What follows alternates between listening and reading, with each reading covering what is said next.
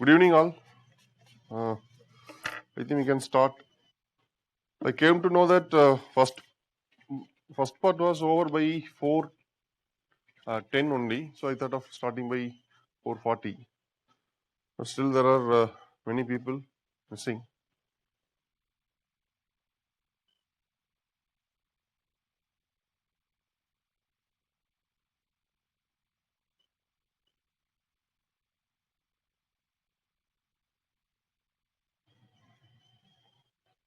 Okay. So, can you come with video? Some of you, as usual.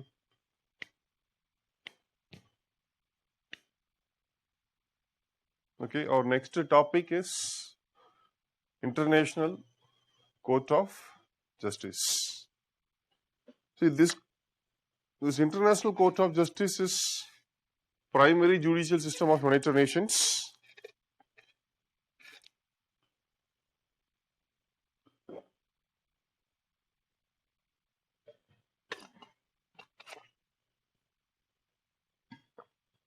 What happened? Why? No one is available in video.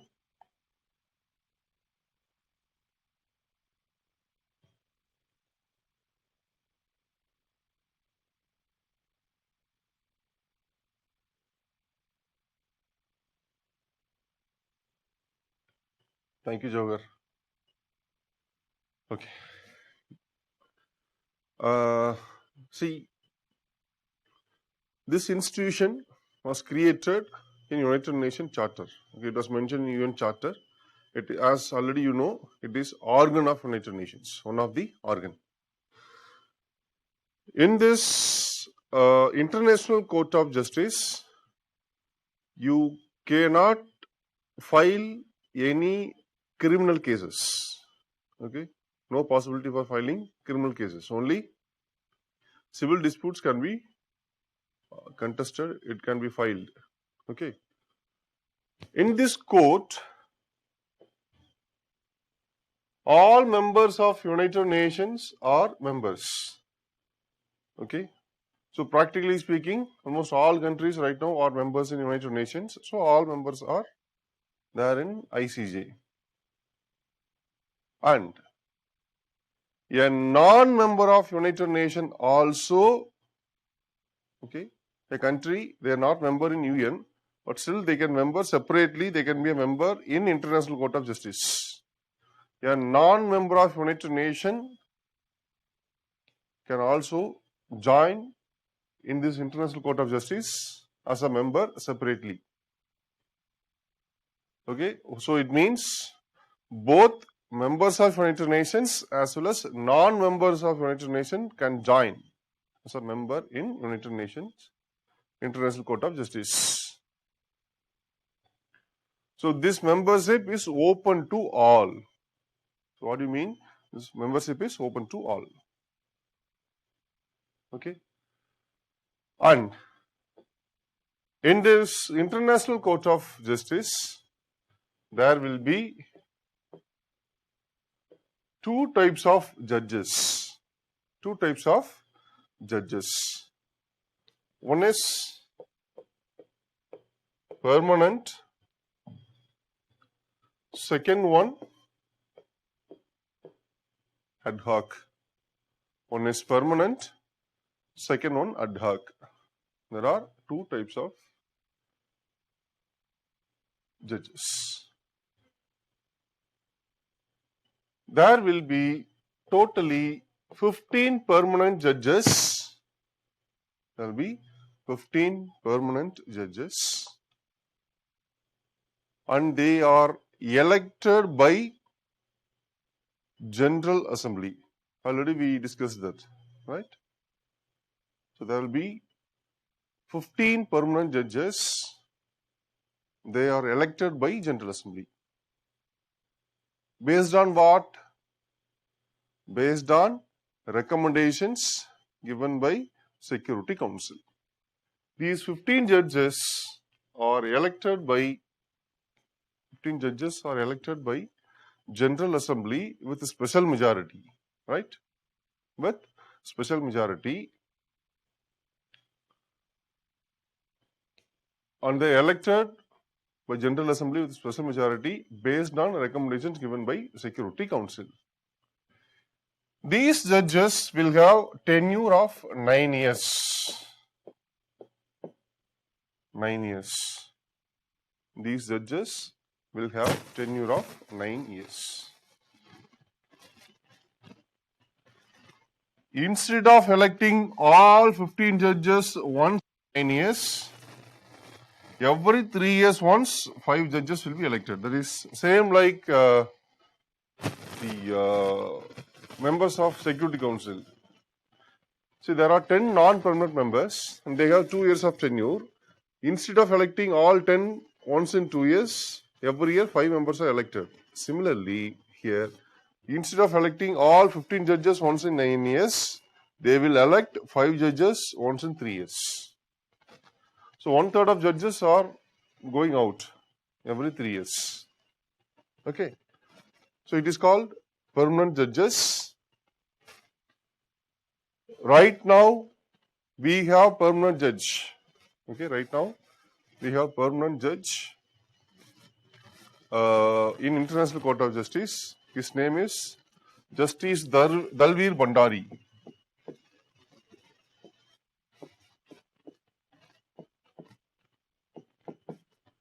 Justice Dalveer Bhandari is the current serving judge from India. He is the permanent judge. Second time he was re-elected recently. Second time he was re-elected recently.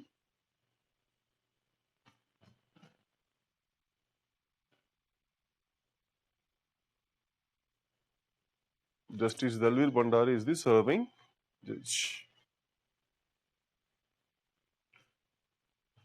Okay.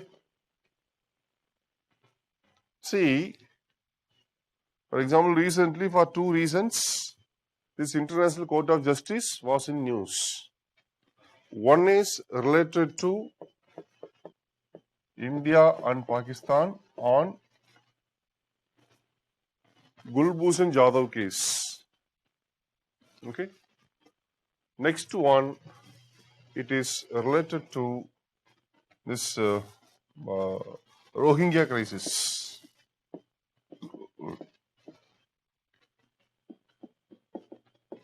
Okay, so Rohingya crisis. So these are the 2 reasons why this International Court of Justice was in news recently, frequently.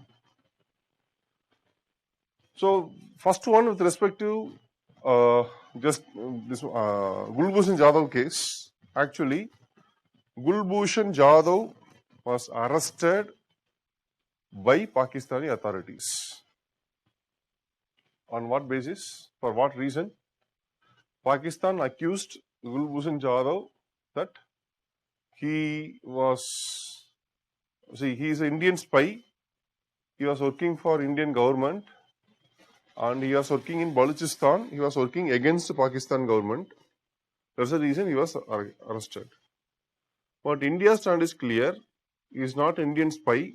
He is Indian retired naval officer. He is a businessman. He was visiting Iran for business purpose. From Iran, Pakistan has arrested. So, 2 versions of story. But what happened after arrested by Pakistan authorities? It is not Pakistan civil court. A Pakistani army court ruled that Kulbhushan Jadhav should be executed because he is Indian spy. Indian spy. It is not civilian court, it is a military court.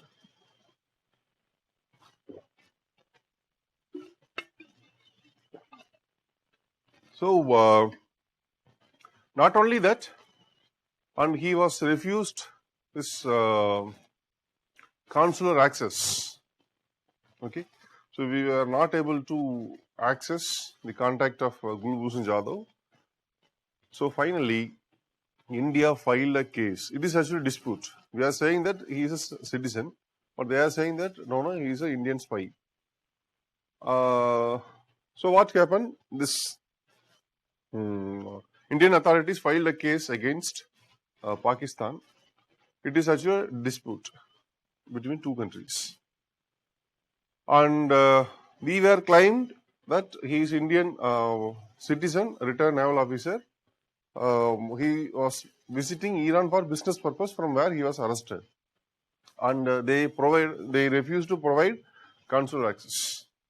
So finally, that is recently, this International Court of Justice ruled against Pakistan. That is, they stayed the execution order of this Gulbhushan Jadhav. And apart from that, ICJ ruled that Gulbhushan Jadhav should be provided consular access. Consular access means Indian authorities should be allowed to meet him in prison. Okay, so this is the recent development. And this is actually temporary relief with respect to this case. Okay, so in this context, with respect to this case, generally in International Court of Justice, ICJ, rulings are given, that is, judgments are given based on majority. So there are 15 judges. If majority, say for example, if more than 8 judges are favoring particular decision, means that will be ruling. It will be based on majority view. But one more important thing, in case of this Gulbhushan Jadhav case, for India, we have Justice Dalveer Bhandari. He is a permanent judge. He is representing India. Whereas for Pakistan, okay, they don't have any judge in International Court of Justice. In this situation, if there is a conflict between two countries, according to UN Charter, opportunity should be given for both the parties to represent in ICJ. For that, they need one judge. So the respective country will be provided with an opportunity to represent that case by a judge. Okay. So in that case, he will be called as ad hoc. He is not a permanent one. It's a temporary. Ad hoc means temporary. So temporary judge will be serving in International Court of Justice.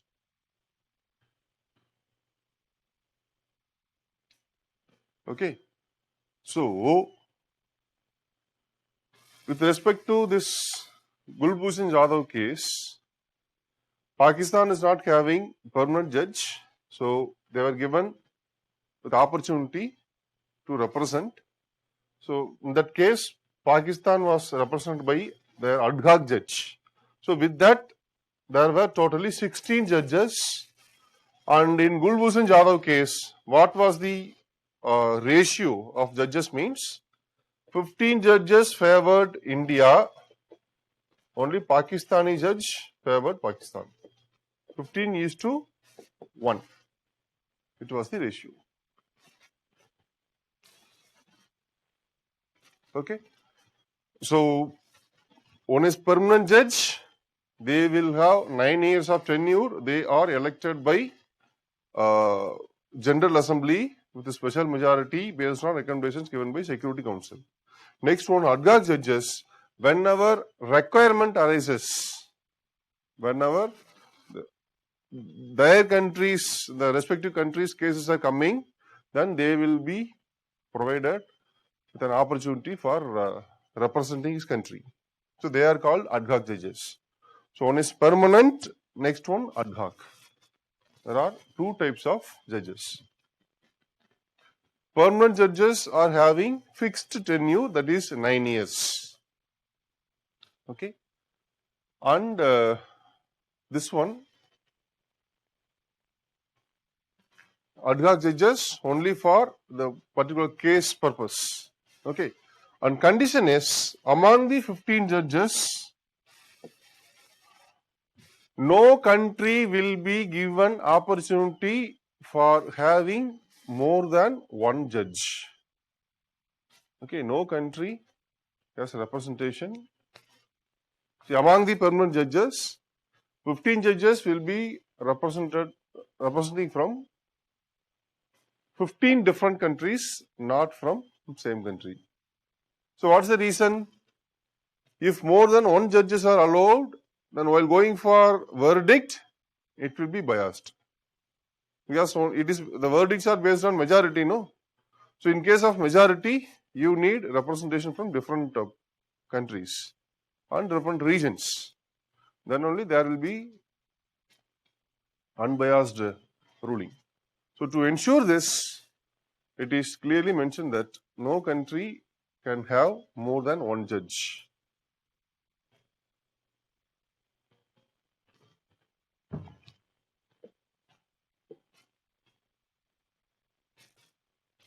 Okay. Next topic is what type of cases can be handled by International Court of Justice.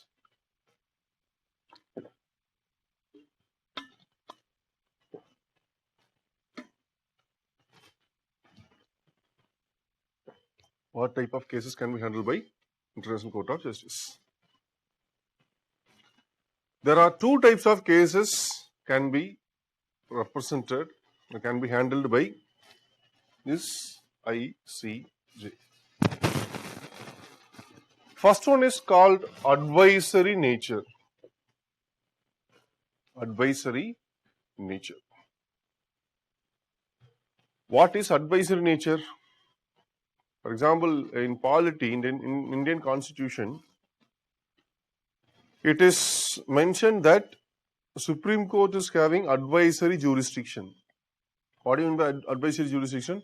In case if President want any legal clarification, he can approach Supreme Court. Supreme Court can give legal advice on certain issues, and that advice is not binding on President. Similarly, here there are 6 organs originally. Okay, General Assembly, Security Council, Economic and Social Council, Secretariat, then ICJ, and Trusteeship Council. Now, the Trusteeship Council is no more, only 5. Any organ, okay, any organ or any specialized agency, say for example WHO, ILO, FAO, okay, there are UNESCO, there are many specialized agencies. Any other organs or any specialized agency, they can get legal opinion on any issue within the scope of their activities. So regarding that, they can file a case. For example, if there is a problem, if there is a threat, if there is a conflict, okay, within the country, and if there is a boundary dispute, or if there are some conflict between 2 countries, and if it is not falling exactly under the jurisdiction of Security Council or some other institutions, that is some other organ of United Nations, if they want to clarify whether that is what will be the solution for this, regarding that they can file case. For example, one classic example is in South Indian Ocean we have an island. I forgot the name. Coco Island or Diego Garcia. Some island is there. Originally belonging to Mauritius, but now it is under the control of British, and Britain has given that island to US for establishing a military base. So there was a dispute for this island with respect to ownership. Who is the real owner of this island? So this island will come under which government? This is actually international dispute. A case was filed in ICJ 2 years back, and it was filed under advisory jurisdiction. So ICJ investigated, and based on all the international laws, whatever laws available right now, based on the international laws, it was ruled that this island is belonging to Mauritius, not to Britain. But this is actually advisory jurisdiction. Okay, so if any verdict, any ruling is given by ICJ, that is International Court of Justice, under advisory jurisdiction, that is not binding. not binding. It will not. It is not compulsory to follow. Okay, advisory jurisdiction means giving legal advice or legal clarification for any other organs or specialized agencies on any issue within the scope of their activities. Within the scope of their activities.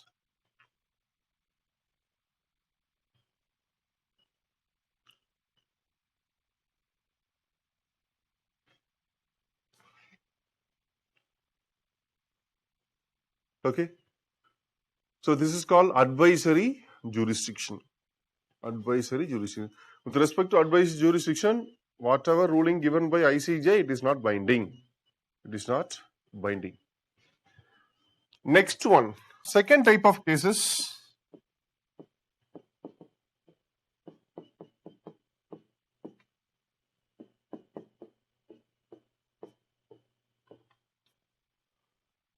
Contentious issues.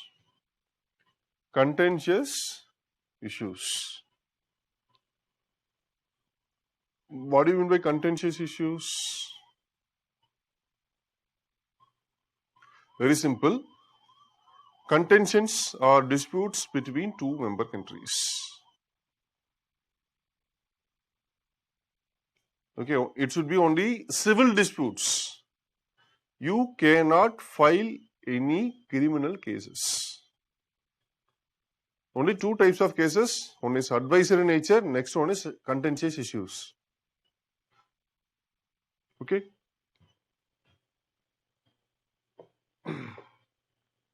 So both are civil cases in nature. Only civil disputes. You cannot refer crimes directly. For that we have separate institution called International Criminal Court. That is different. Okay. International Court of Justice is a primary judicial system of United Nations. Okay. See, contentious issues, I will give you some examples. One is with respect to Kulbhushan Jadhav. Second one, see,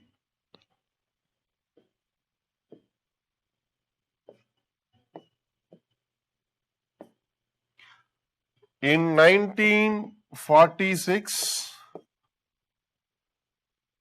to protect world population, group of countries established an international organization called International Whaling Commission. International Whaling Commission. Okay. In 1946. So totally there are 13 types of whales.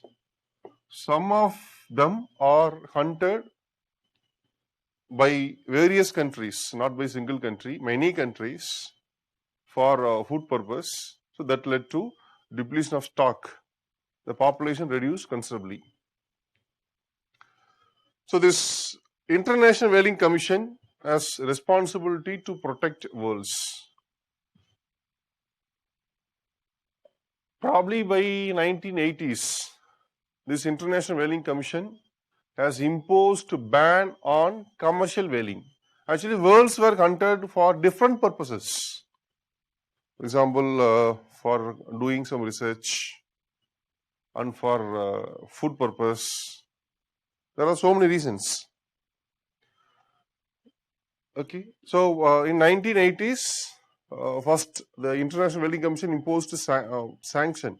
That is, they imposed a ban on international commercial whaling. Commercial whaling means you are not allowed to kill whales for commercial purpose. What is commercial purpose?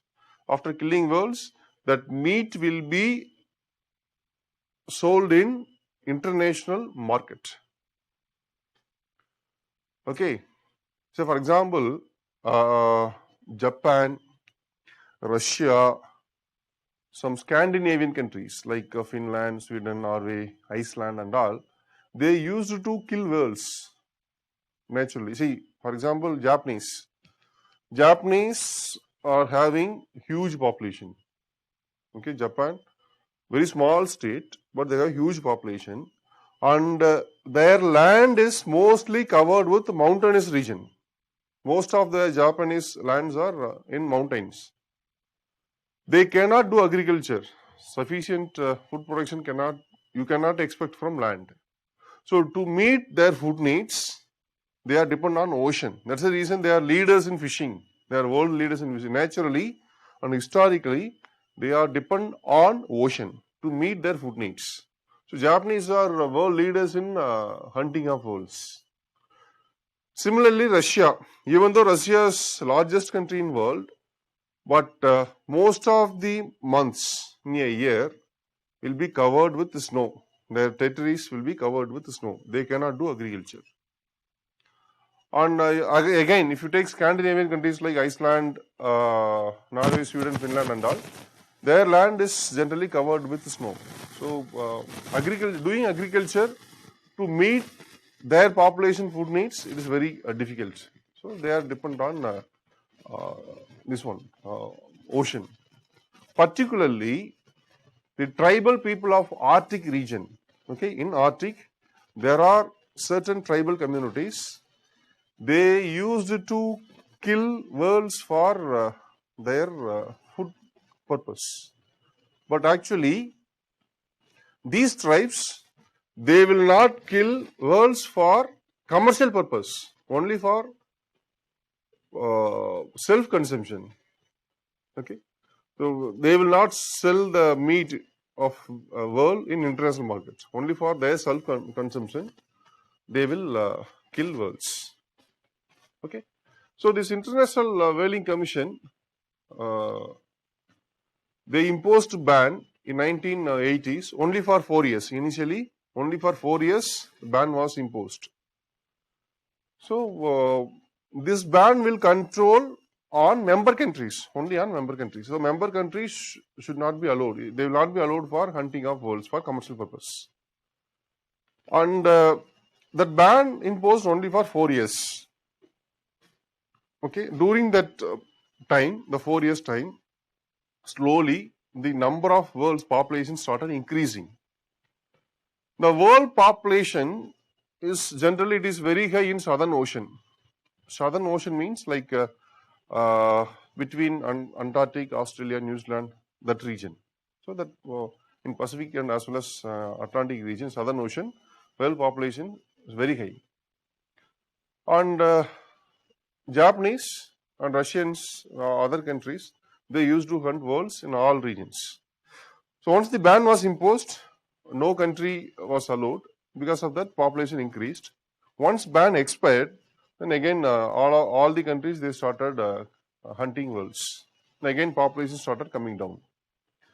So after a few years, 2 to 3 years later, this International Whaling Commission imposed ban on commercial whaling for indefinite period. This time they imposed for indefinite period. So hereafter, no country will be allowed for killing of whales, okay, at any time. So they cannot kill. But two exemptions were given. 2 exemptions. What are the exemptions?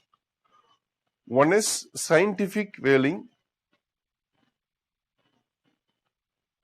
Second one, subsistence consumption. Scientific whaling, subsistence consumption. Scientific whaling means they can hunt whales only for scientific research. What do you mean? Maybe 1 or 2 whales are allowed to kill, not more than that. Subsistence purpose means, subsistence consumption means it is only self-consumption. So tribal communities are allowed because universally you cannot impose ban because it will affect tribal communities. Their food needs will be affected. So considering this, the subsistence whaling was allowed. So these are the 2 exemptions given. What Japanese did was they started killing whales in the name of scientific research. and they supplied this meat in international market for commercial purpose. And all the way from Japan, they entered into Southern Ocean. They started hunting whales continuously. So that led to conflict between Japan one side, Australia, New Zealand other side. Australia and New Zealand both opposed Japanese that Japan should not come to Southern Ocean for hunting whales, but Japan not bothered about this. Being a member of IWC, Japan should not hunt whales, but Japanese continued. So finally, a case was filed against Japan in International Court of Justice. And 2 years back, International Court of Justice, 2 to 3 years back, International Court of Justice ruled against Japan, that Japan should not violate the international law. They ruled against Japan. The verdict favoring Australia and New Zealand. It was major setback for Japan, and what Japan decided in 2019, last year, 19 or 20 beginning, I think 2019 only, they decided to come out from IWC. If they are in IWC, the decision of IWC will control them. So they decided to come out. Accordingly, they came out from International Whaling Commission. Now freely they started hunting whales, because the decision of IWC will not control Japan right now. Okay, so that is called contentious issues, disputes.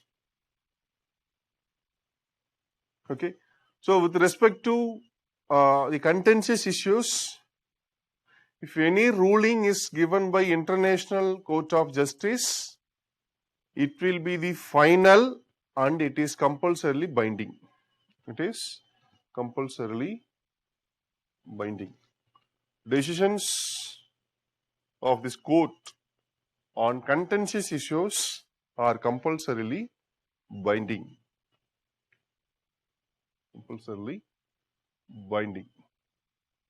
Advisory nature, the advisory nature cases regarding that, whatever ruling given by ICJ, it is not binding. It is advice. Advice is advice, not binding. Whereas if it is a dispute between two members, then they can approach. And regarding that, whatever ruling is given by this court, it is binding.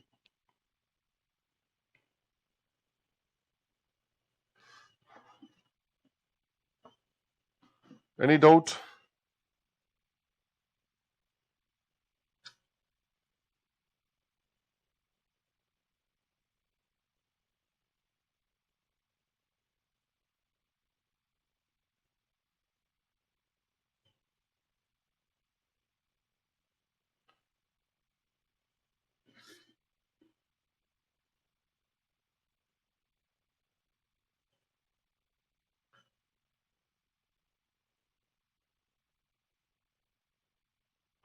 How Pakistani government arrested Jadhav without permission from Iran? No, Chagos Island, exactly.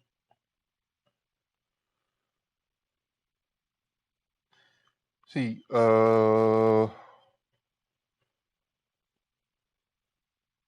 someone 20348875 asked how Pakistani government arrested Jadhav in Iran. See,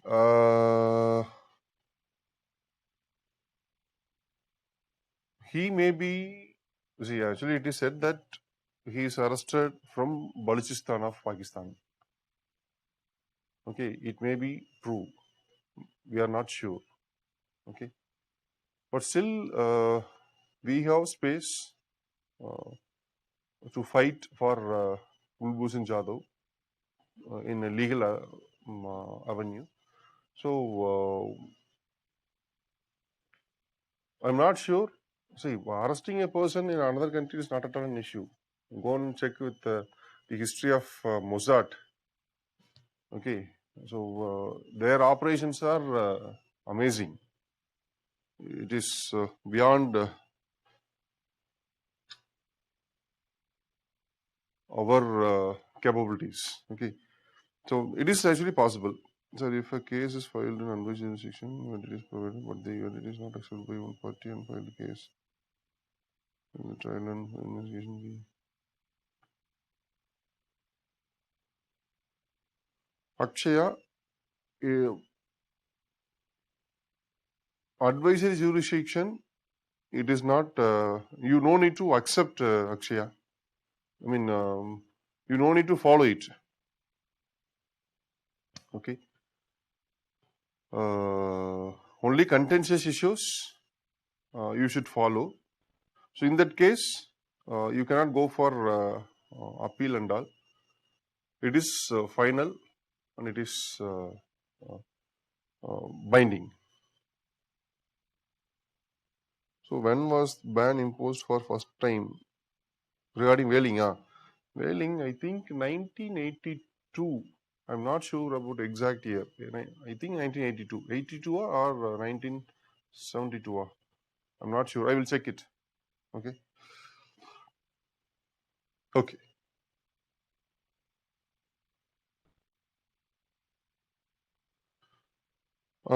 Is it possible for advisory dispute to turn into contentious issues?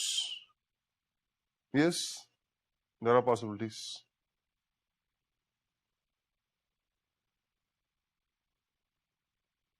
The same one, see, advisory nature generally it is for UN bodies, and even we can get clarification.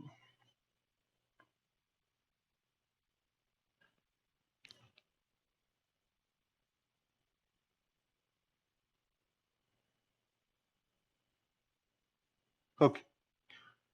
Next, we have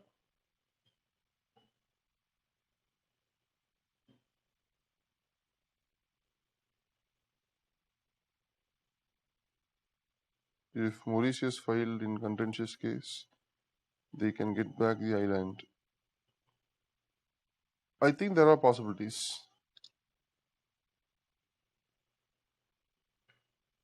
Next,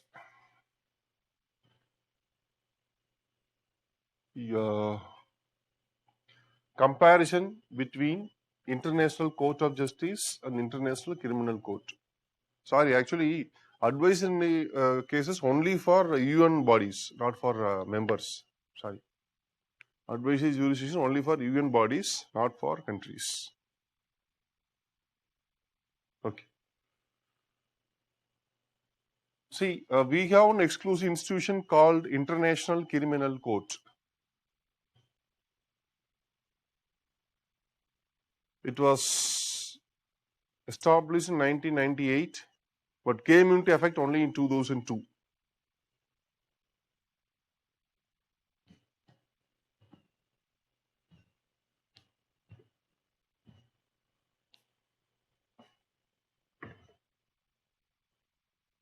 Okay. So actually, before, even after 1945, after Second World War, there were some mass crimes committed either during war or even during peaceful times, targeting particular community or something. So, to investigate those kind of mass crimes, not in all cases, only in few cases, some international tribunals, crime tribunals were established. But those crime tribunals were temporary in nature. Only for specific crime, the international tribunal will be formed. And once that investigation is done, then that's all. The tribunal will be over. Okay, it will be abolished. So only for case specific international tribunals were established to investigate mass crimes. The international community, that is world countries, they decided that instead of having case specific international tribunals for investigating mass crimes, they can have permanent tribunal, permanent war tribunal to investigate mass crimes. It was decided in 1990s. It was decided by even US also. US was one among the very few countries or key player to support for establishing international tribunal. That is the International Permanent Tribunal. Previously, for example, for Yugoslavia related crimes and African related crimes, for many crimes, temporary tribunals were established. Okay. So in 1998, based on the support of the international community, they signed an international agreement called Rome Statute. Rome Statute was signed in 1998 to establish International Criminal Court.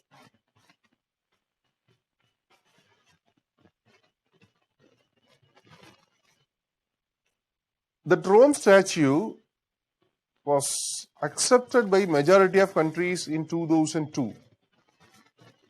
Accepted by majority of countries in 2002. Okay. Once it was accepted by majority of countries, it started its working. So officially, International Criminal Court came into effect only in 2002 July. Okay. And after that, it became world's first permanent war tribunal for investigating mass crimes. It became first permanent war tribunal of the world. ICC became first war tribunal, permanent war tribunal.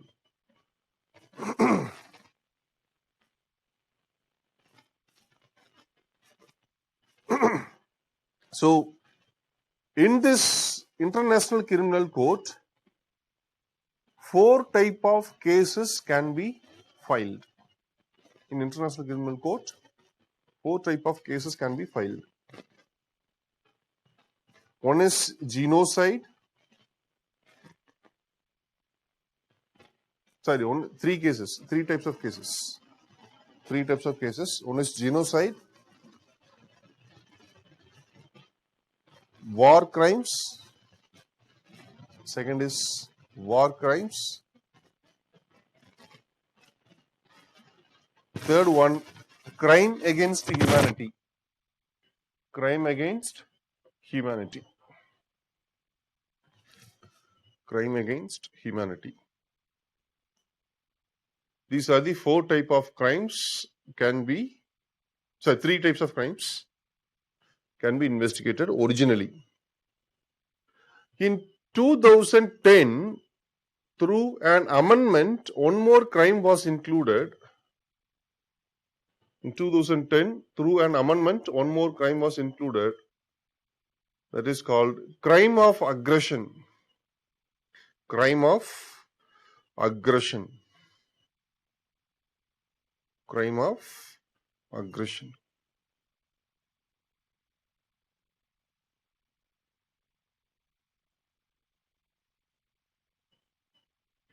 Crime of aggression.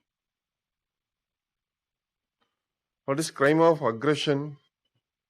After capturing a territory by another party, and if they commit any mass crime, like killing of large number of people, then it will be considered as crime of aggression. Crime of aggression.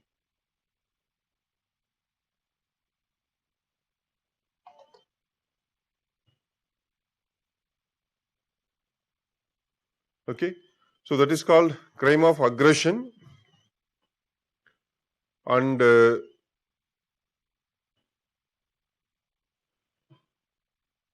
it was included through an amendment in 2010. Okay. Okay. See, in this International Criminal Court, see, basically the nature of International Criminal Court is very important. You should know that it is a complementary judiciary. It is a complementary judiciary.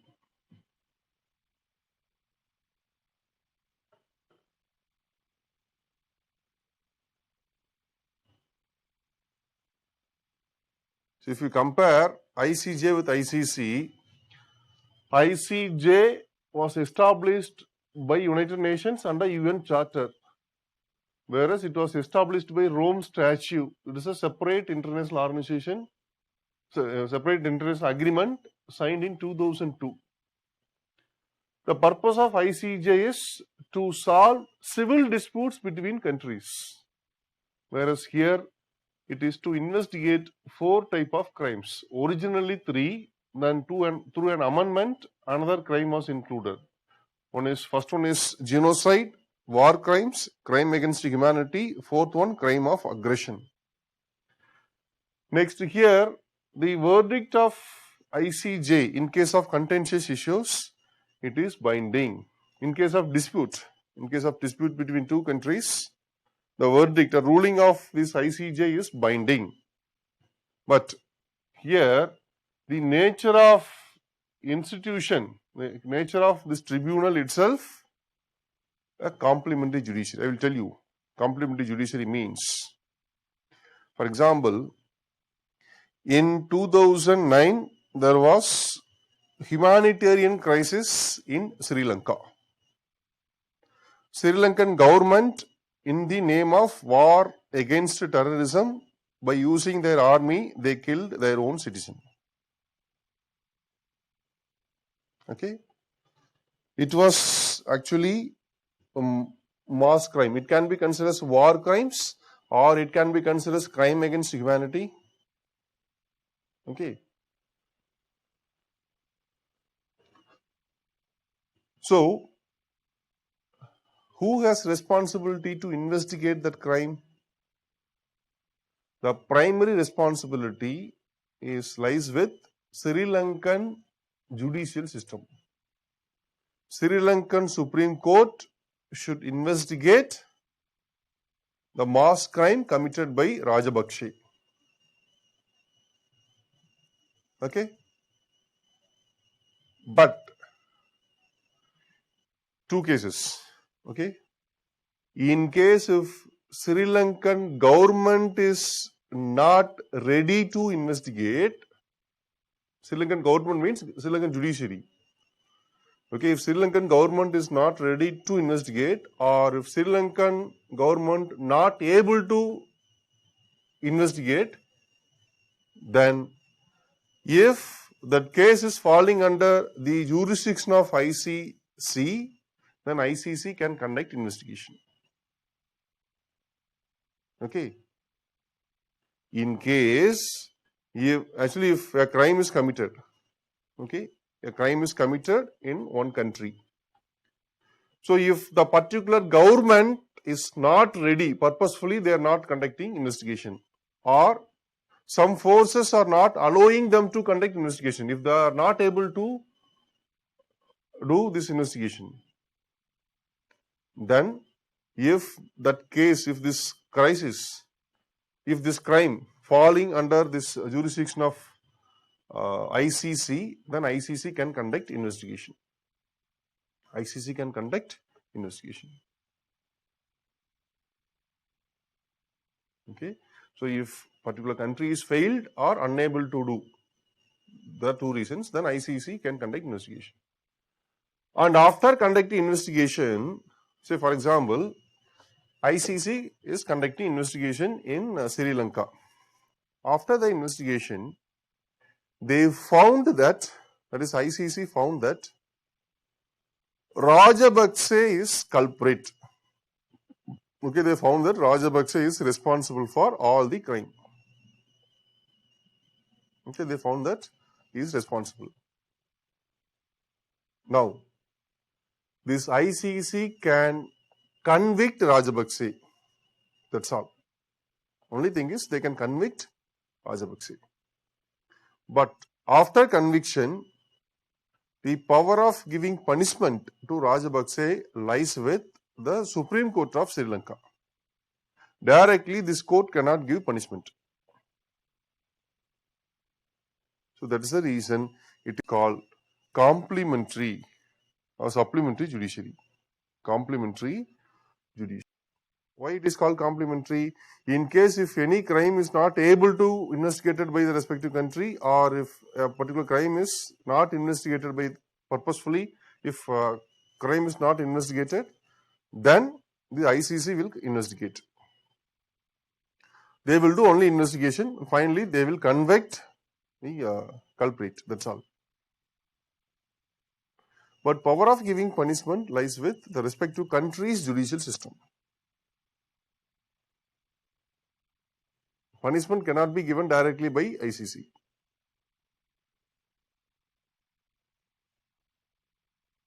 So that is the reason it is simply called complementary judiciary. It will help particular country's judicial system for conducting investigation.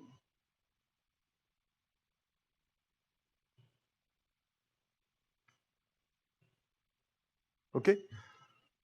And here India is member in ICJ because India is member in United Nations. Whereas in ICC, India is not member.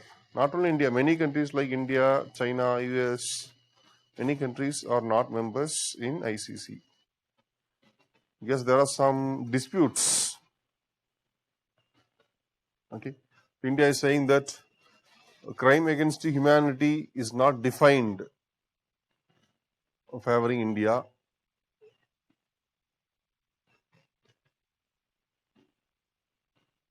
So there are some other concerns for India.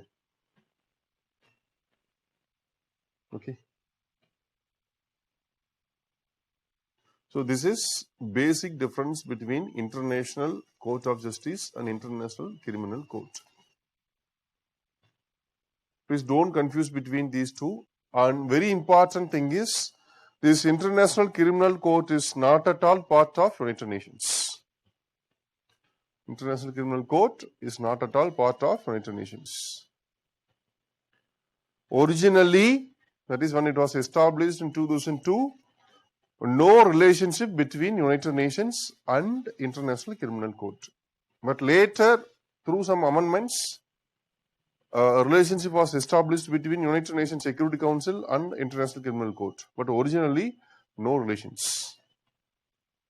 No relations.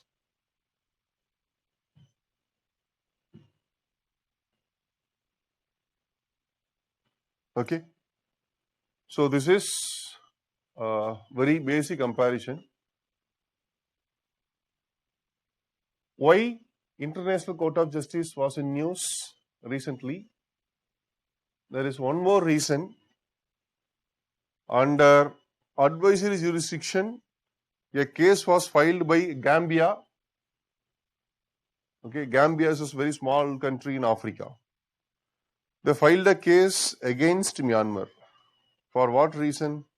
Actually, under United Nations, they have an international agreement called United Nations Genocide Convention. United Nations Genocide Convention.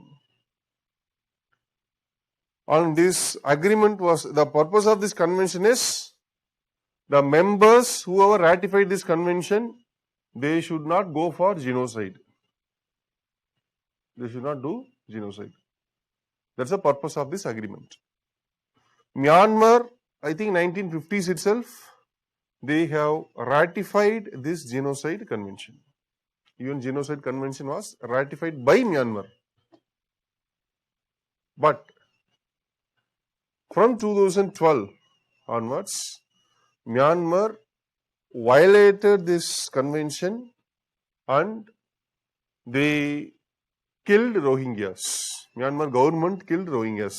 That is the purpose of this case. Gambia accused that Myanmar violated this convention and they killed Rohingyas. So case was filed whether the Myanmar government, that action was correct or not. So recently, the International Court of Justice in 2020, probably June, they ruled that whatever Myanmar did with respect to Rohingyas, it is wrong, and Myanmar should ensure safety of Rohingyas in future. They should ensure safety of Rohingyas in future.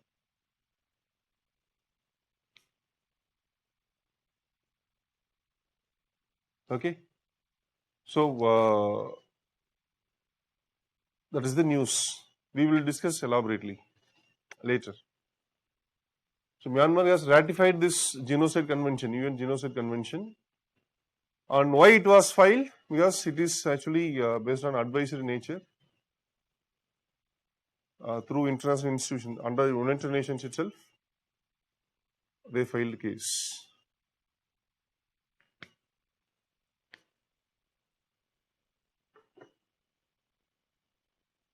See, genocide convention was in news, so sometimes we can expect question related to genocide convention.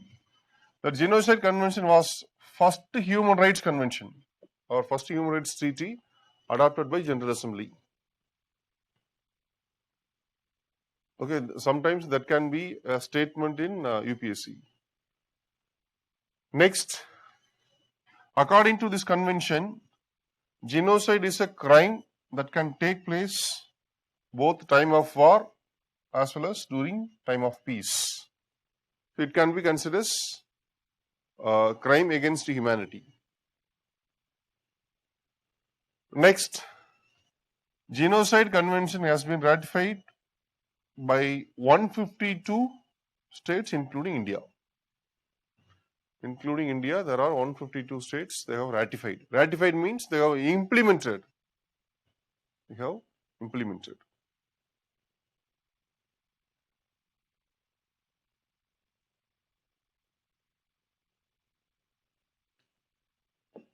Okay.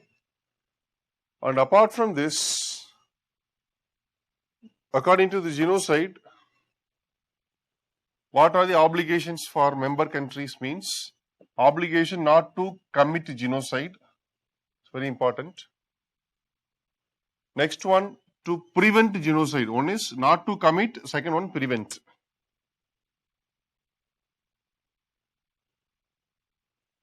Next, in case if any genocide took place, they have obligation to punish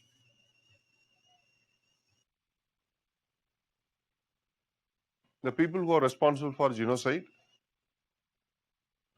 Next one, it is mandatory to enact necessary legislations, necessary laws to give effect to these provisions of this convention. So whatever given in this convention, to follow that, necessary laws to be enacted. Next, obligations to ensure that effective penalties are provided for persons found guilty of criminal conduct. So sometimes in UPSC, they will give you all these statements, 4-5 statements with respect to this convention, and you will be asked to select correct statement or not correct statement. Don't worry, I will share this slide in group. Okay. Next, the jurisdiction of ICC. Jurisdiction of ICC.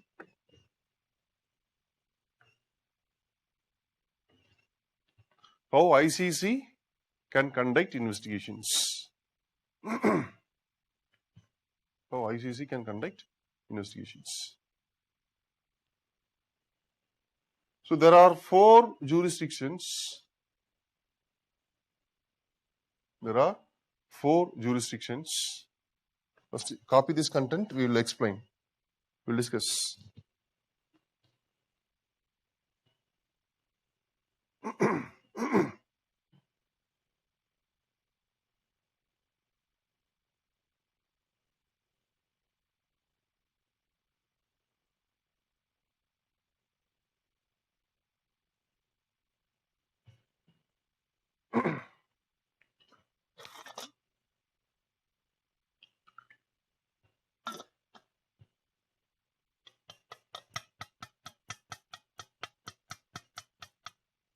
Abhi.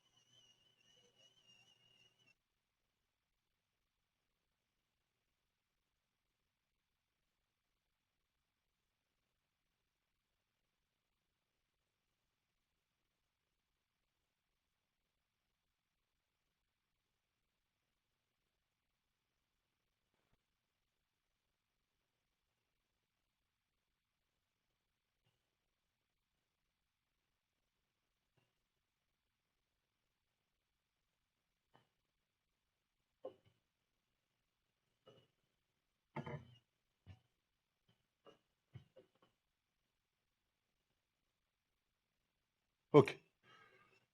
See how cases are investigated by ICC. First, for example, there are two countries, A and B. A is member of ICC, B is either member or not member, leave it. You consider as a not member. And the leader of A captured some territory in B and he violated human rights. So that can be considered as a crime of aggression. You consider as crime of aggression. And it is suspected that the leader of A violated human rights, okay, in B. It can be considered as crime of aggression. After capturing another country's territory, he committed mass crime. Now, you read the first one. If the accused person, who is accused? The leader of A, okay. If the accused person is national means citizen. If the accused person is a citizen of state party to the statute means member country of Rome Statute. Okay. So if the accused person is citizen of member country of Rome Statute, then ICC can conduct investigation. Very clear? So it is the responsibility of ICC. They can conduct investigation. So automatically they can conduct investigation. If their member country's citizen committed mass crime. Second is, now in this case, say for example, A is not member, but B is member. A captured territory in B and they committed mass crime. B is member of ICC. You read second one. If the crime took place, if the alleged crime took place on the territory of state party means member country. If the crime took place on the territory of member country of ICC, then ICC can conduct investigation. Conducting investigation means very simple, collecting evidences, gathering evidences to prove this crime, that's all. Very simple. It can be photographic evidences, it can be videos, or it can be the statements given by people or whoever involved, whoever suffered, all. So if member countries territory, okay, if the crime took place on the member country's territory, then they can conduct investigation. Third one, see, originally there was no relations between United Nations Security Council and this one, ICC. In 2004, a relationship was established through which if any crime is referred by Security Council to ICC, then ICC should conduct investigation compulsorily. I can give you an example. In Sudan, there is a region called Darfur. I hope we have discussed about Darfur crisis, right? So in Darfur,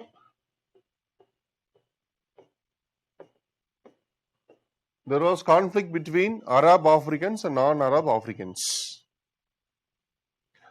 And president from Arab African community, he established his own army to target non-Arab Africans. They are called Janjaweed. Okay. So that led to internal conflict, ethnic violence that killed lakhs of people. Finally, what happened? This United Nations Security Council referred this situation or this case, that is the Darfur crisis, was referred by Security Council to International Criminal Court for conducting investigation. Accordingly, investigations were conducted. Finally, then President of Sudan, Mr. Omar al-Bashir, was convicted by ICC. And Mr. Omar al-Bashir, he was the President of Sudan when he was convicted, and he was the first head of state or first president convicted by ICC through this mechanism. Through this mechanism. What is the mechanism? That is, if a crime is referred by Security Council, ICC can conduct investigation. ICC can conduct investigation. That is the mechanism.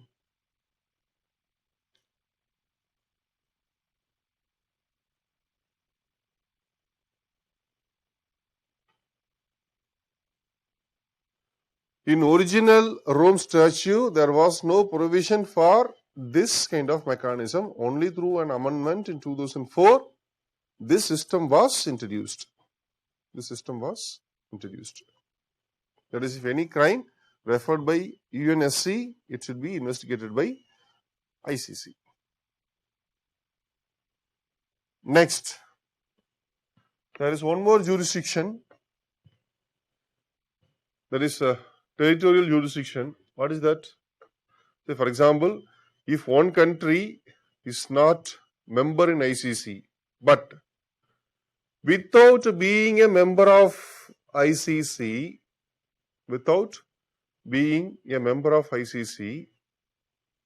if one country is accepting the jurisdiction, so becoming member means you have to ratify Rome Statute.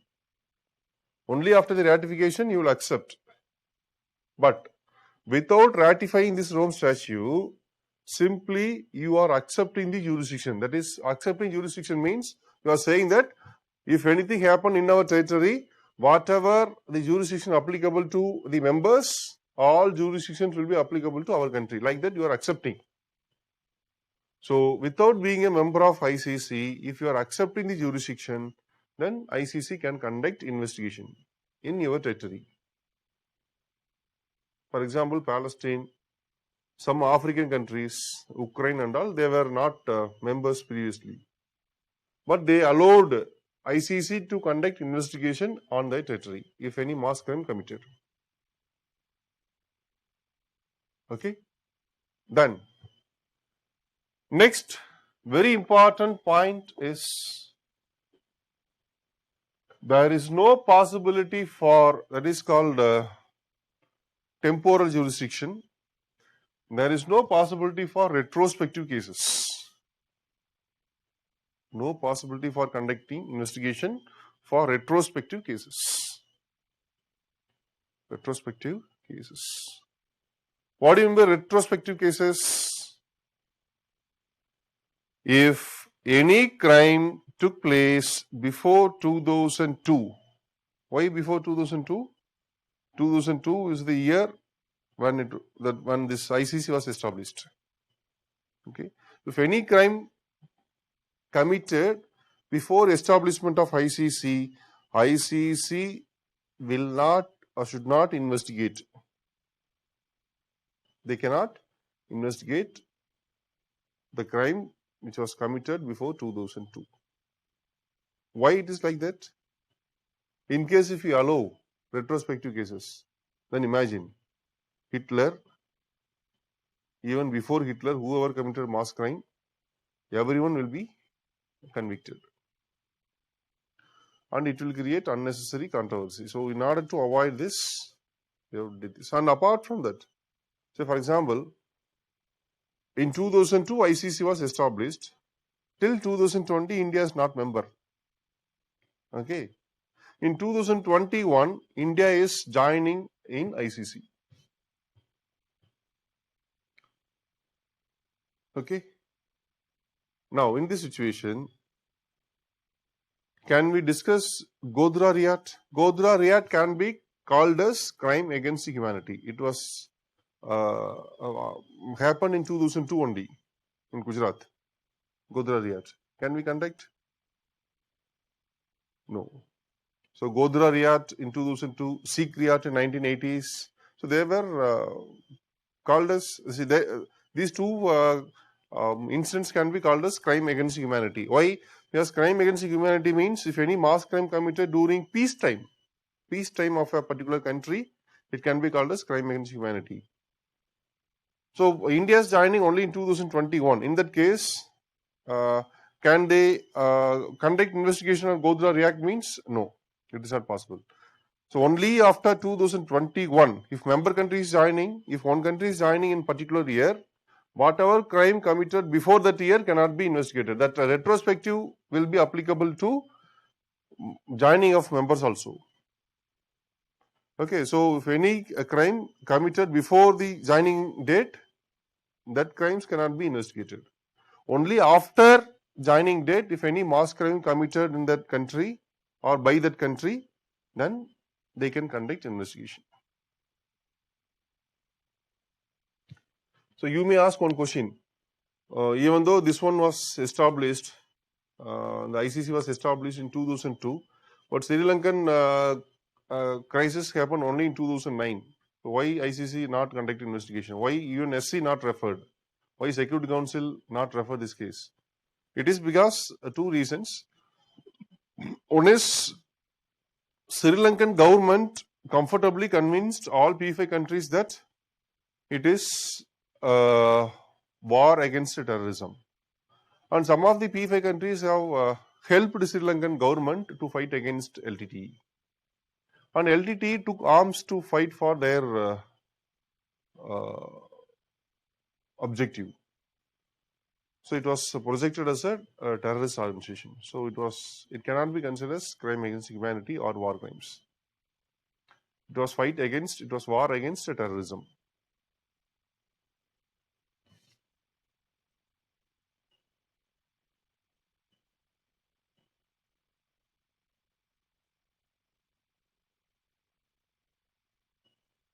Okay. So no retrospective cases with respect to International Criminal Court. International Criminal Court. Okay. So this is briefly about International Criminal Court. Next topic is UNESCO. So we have briefly discussed about General Assembly, Security Council, International Court of Justice. These are the three very important organs of United Nations. And we have Secretariat, nothing to discuss. Okay. And we have Economic and Social Council. We will discuss while discussing about UNDP and other institutions. We will briefly discuss about Economic and Social Council.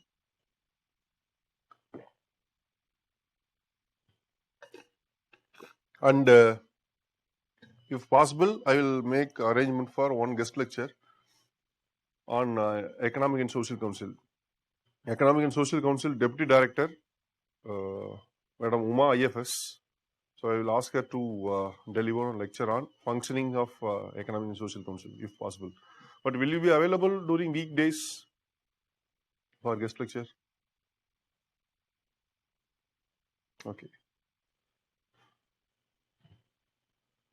So next is UNESCO. So in UNESCO, there are 193 members. 193 members, not 195, only 193. Among these 193,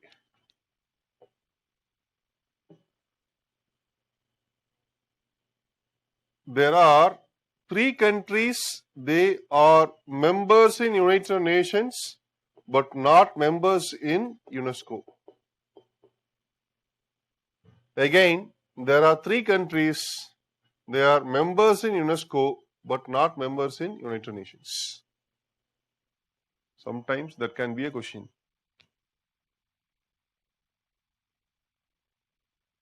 Okay. In United Nations also there are 193. In UNESCO also there are 193. Among all the 193, there are 3 countries. They are members in UN but not members in UNESCO. And there are other 3 countries, they are members in UNESCO but not members in United Nations.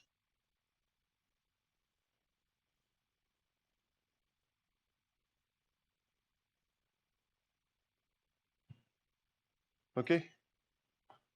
One is Liechtenstein, the European country, a small state. Liechtenstein,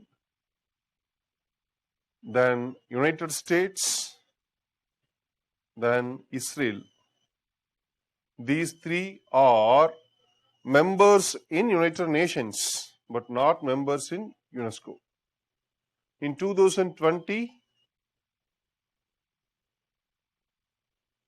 in 2019 January, not 20, 19 January, US and Israel declared that they are coming out from UNESCO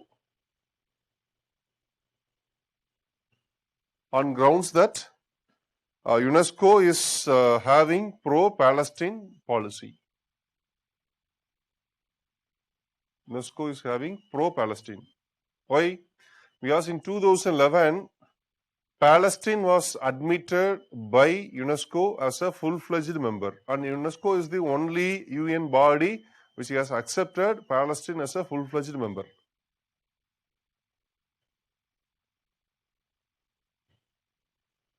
Okay, most of the international institutions, international organizations, they have not recognized Palestine as an independent state, except very few.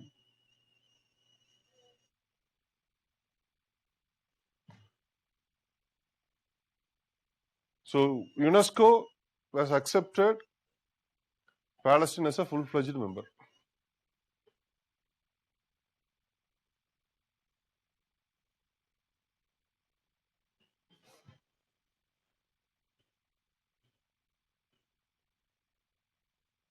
Because of that, both US and Israel criticized UNESCO that UNESCO is following pro-Palestine policy.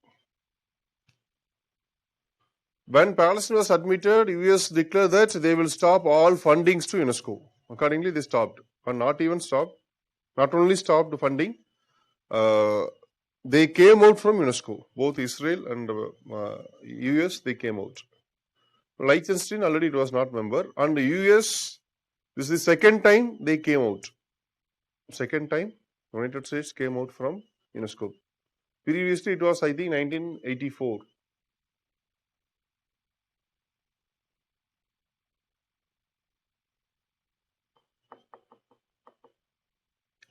Okay.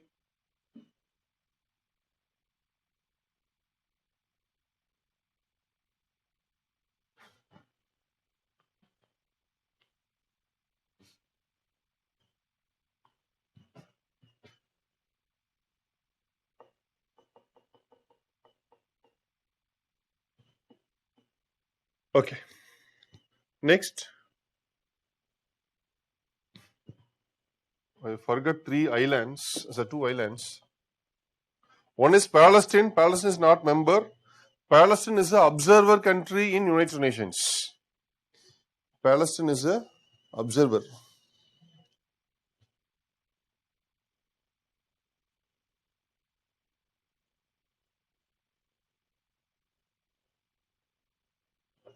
Okay. Another one is some country called NUIE, some small island, Nui. They are also not member in UN, but member in UNESCO.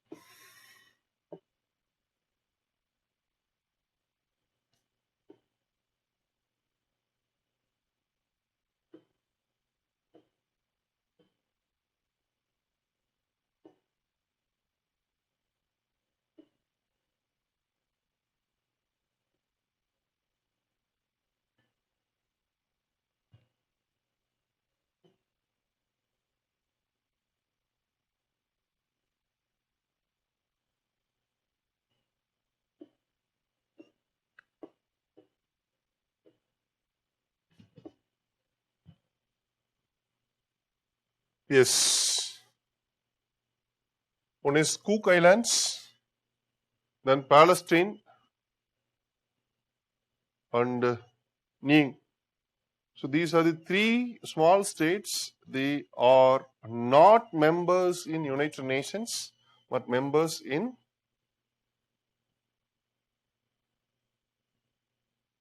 okay. But see, generally you should not depend on Wikipedia. That is not a reliable source. But in this case, it is obvious. So three UNESCO member states are not UN members. One is Cook Island, Nui, and Palestine.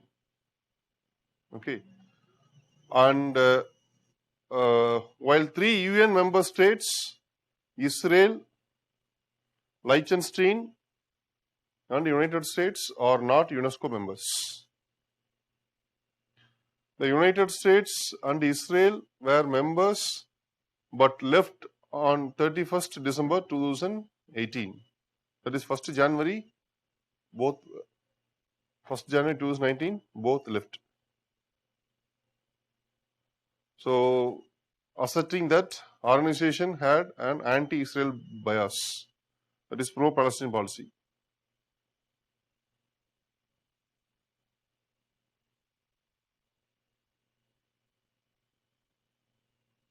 Okay.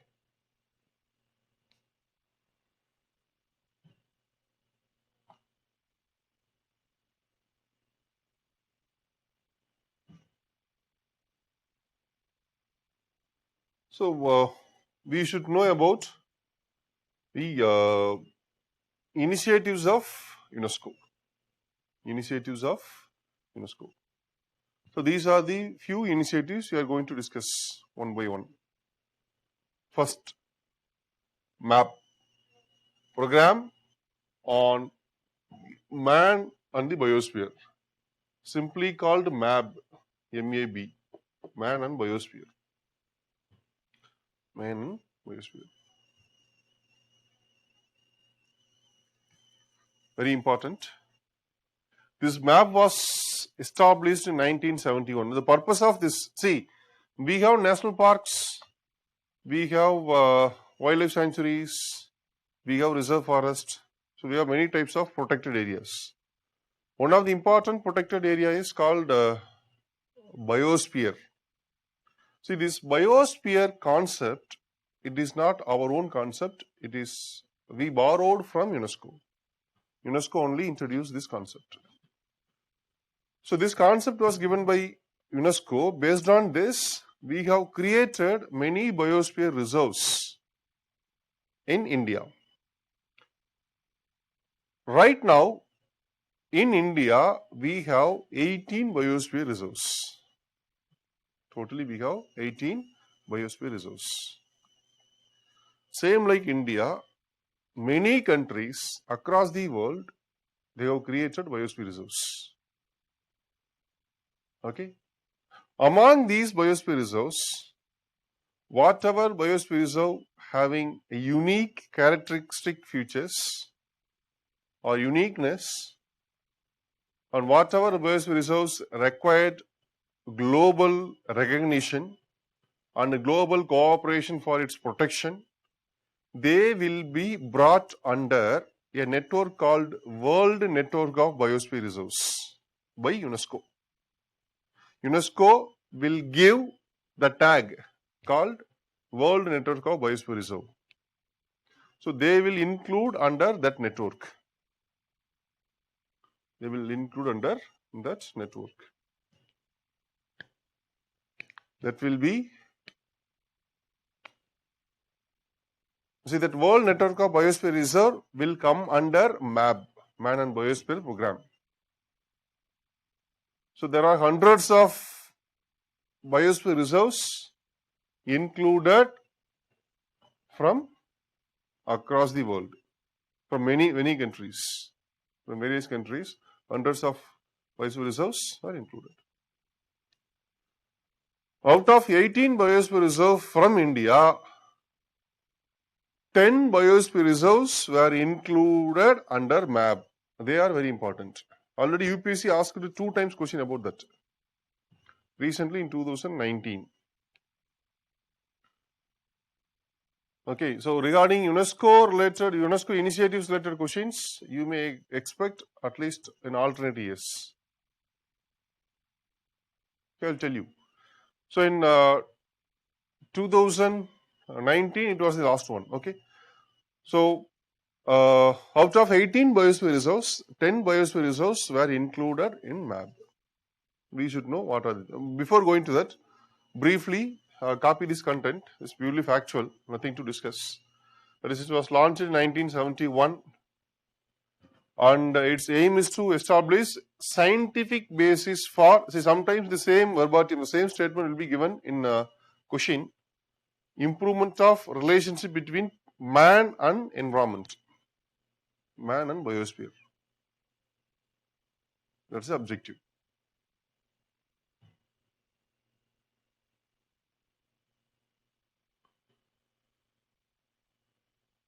Okay, so don't worry, I will share these details. Next, criteria for designation of biosphere reserve. So if any biosphere reserve is included under MAP, there are some criteria. That site must contain protected and minimally disturbed core area. It should have protected and minimally disturbed. Next one, core area must be biogeographical unit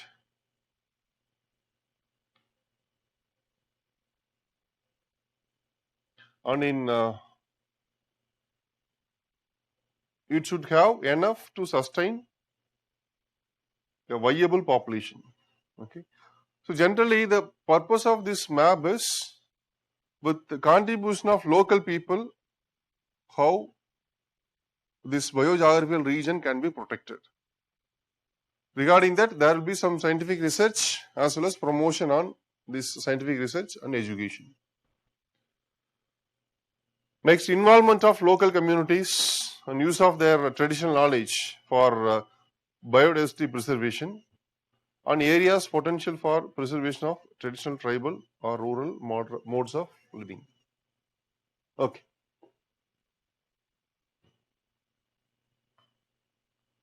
And in India, the concept called biosphere reserve is being implemented since 1986. But in UNESCO, it was introduced in 1971. But in India, we are following from since 1986. Okay, and very important point is, it is a joint initiative between central government and state government. Central government will provide 60% of financial assistance for protecting biosphere reserve, remaining 40% by states.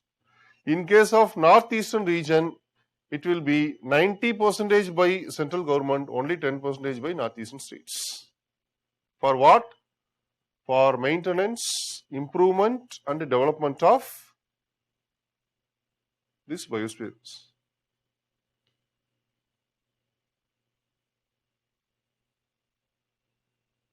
Okay. And only the state governments, they are preparing management action plan, which is approved by Central Man and Biosphere Committee. Central Man and Biosphere Committee.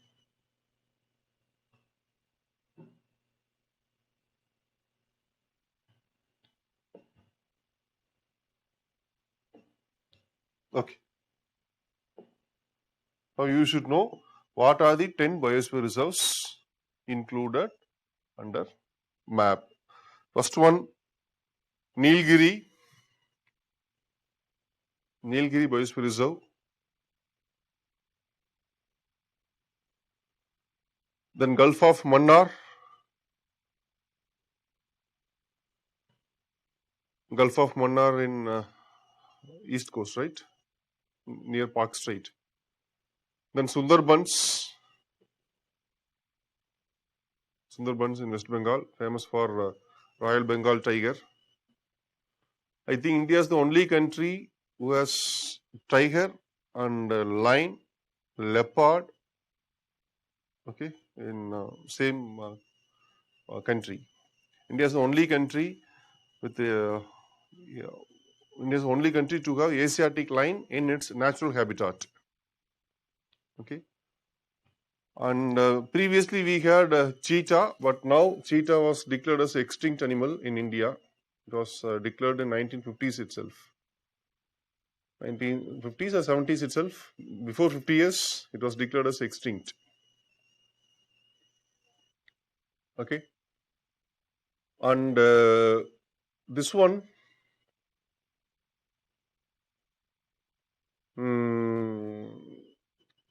now Iran is the only country in the world to have Asiatic cheetah in its natural habitat. It is an endangered animal now. There are less than 200 cheetahs in Iran. So in wildlife, in a natural habitat, you can find Asiatic cheetah. Actually, we approached Iran to import Asiatic cheetah to reintroduce in India in 2010 or 9 or 10. Okay, at the time in Gujarat, actually wildlife is coming under concurrent list in Indian Constitution. Both the center and the state has power with respect to wildlife. So what happened? We approached Iran for getting Asiatic cheetah. So in Madhya Pradesh and Rajasthan, 2-3 places were identified by Ministry of Forest for reintroduction of cheetah. So what happened? We approached Iran. Actually, at the time, India was only country to have Asiatic lion in its natural habitat, and Iran was only country to have Asiatic cheetah in its natural habitat. So we approached Iran. Can we get some Asiatic cheetah for reintroduction purpose? Iran asked, "You are the only country to have Asiatic lion. We are the only country to have Asiatic cheetah. Shall we exchange?" But since this is coming under concurrent list, then Congress government approached Gujarat government. At the time, Modi was Chief Minister of Gujarat. He refused to provide because it is a pride for them. It is a pride for Gujarat. So because Gujarat is the only state to have Asiatic lion. See, the problem is, in case if any disease outbreak, any virus or bacterial disease outbreak in natural habitat, already some disease outbreak took place in Gir forest. So that led to killing of some lions. In case if it is very severe, then all lions will be wiped out. So that's the reason some plans were initiated for introducing Asiatic cheetah in other states also. But it's an Asiatic lion. Apart from Gir forest, it was planned for introducing other places, but only because of this politics, it was not happening. Actually, it is must. In my personal view, it is must because if you want to protect, see, slowly what will happen? The habitat, natural habitat of Asiatic lion will shrink and it will be reduced because of the expansion of human activities, and it will lead to extinct. Okay. And after that, Indian government, see, that plan failed because we couldn't get approval of Gujarat. So then we approached Namibia for introducing African cheetah to in India. Again, it was not materialized because some environmental groups, environmental NGOs filed case in Supreme Court that the introduction of African cheetah will be against the norms of IUCN, International Union for Conservation of Nature. So it will be against them. So Supreme Court ruled that we should not, they should not introduce. But I think later, recently, Supreme Court allowed for the introduction of African cheetah. I'm not sure about the the government project. It was in 2010 itself. It was 250 crore project, the introduction of cheetah. Okay. Actually, for Tamil Nadu people, even other states people also, you might not be aware of the local name of cheetah. In Tamil, it is called as Sivingi. Okay. Sivingi is the Tamil name of cheetah.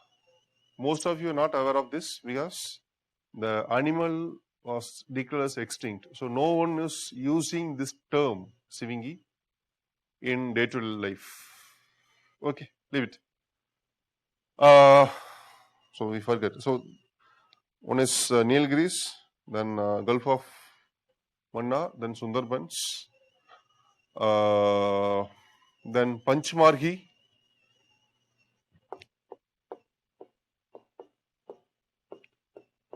Panchmarhi Biosphere Reserve from Madhya Pradesh.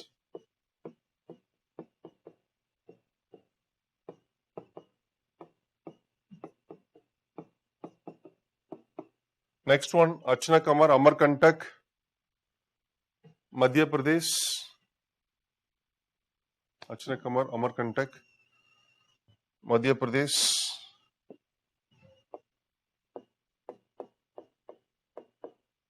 Nakrek Biosphere Reserve, Meghalaya.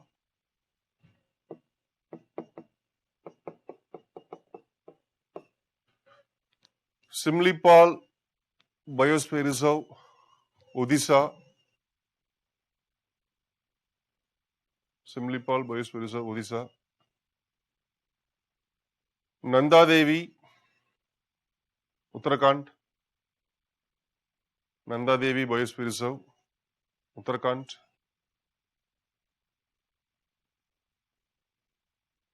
Great Nicobar Biosphere Reserve, Great Nicobar Biosphere Reserve, Nicobar Group of Islands.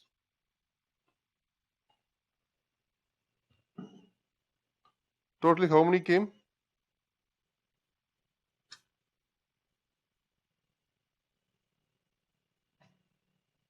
9, 9, okay. Then Agasti Malay Biosphere Reserve,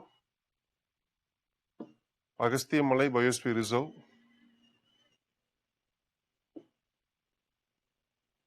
Kerala, Agasti Malay. The next one, Kanchenjunga,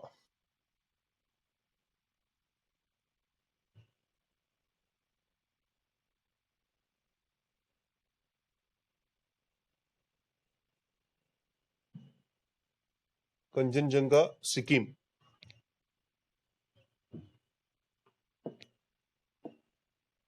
I think totally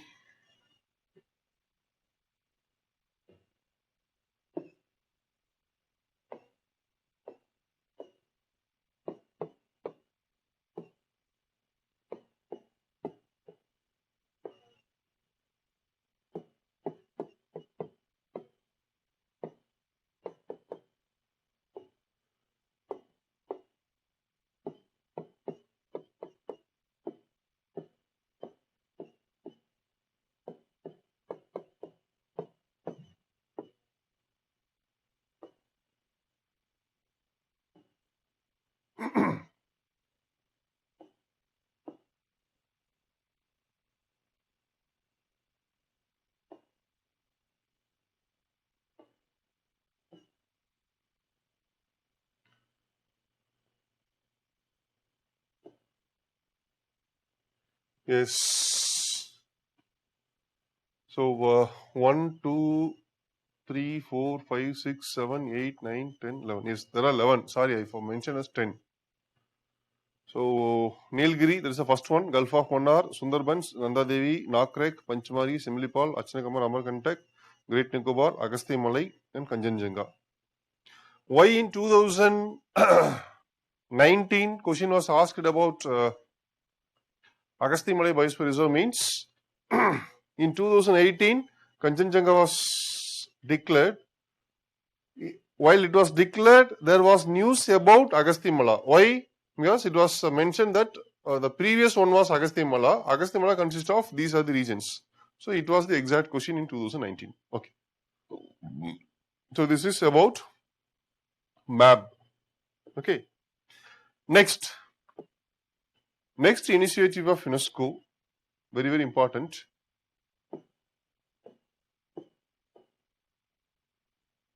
Endangered languages.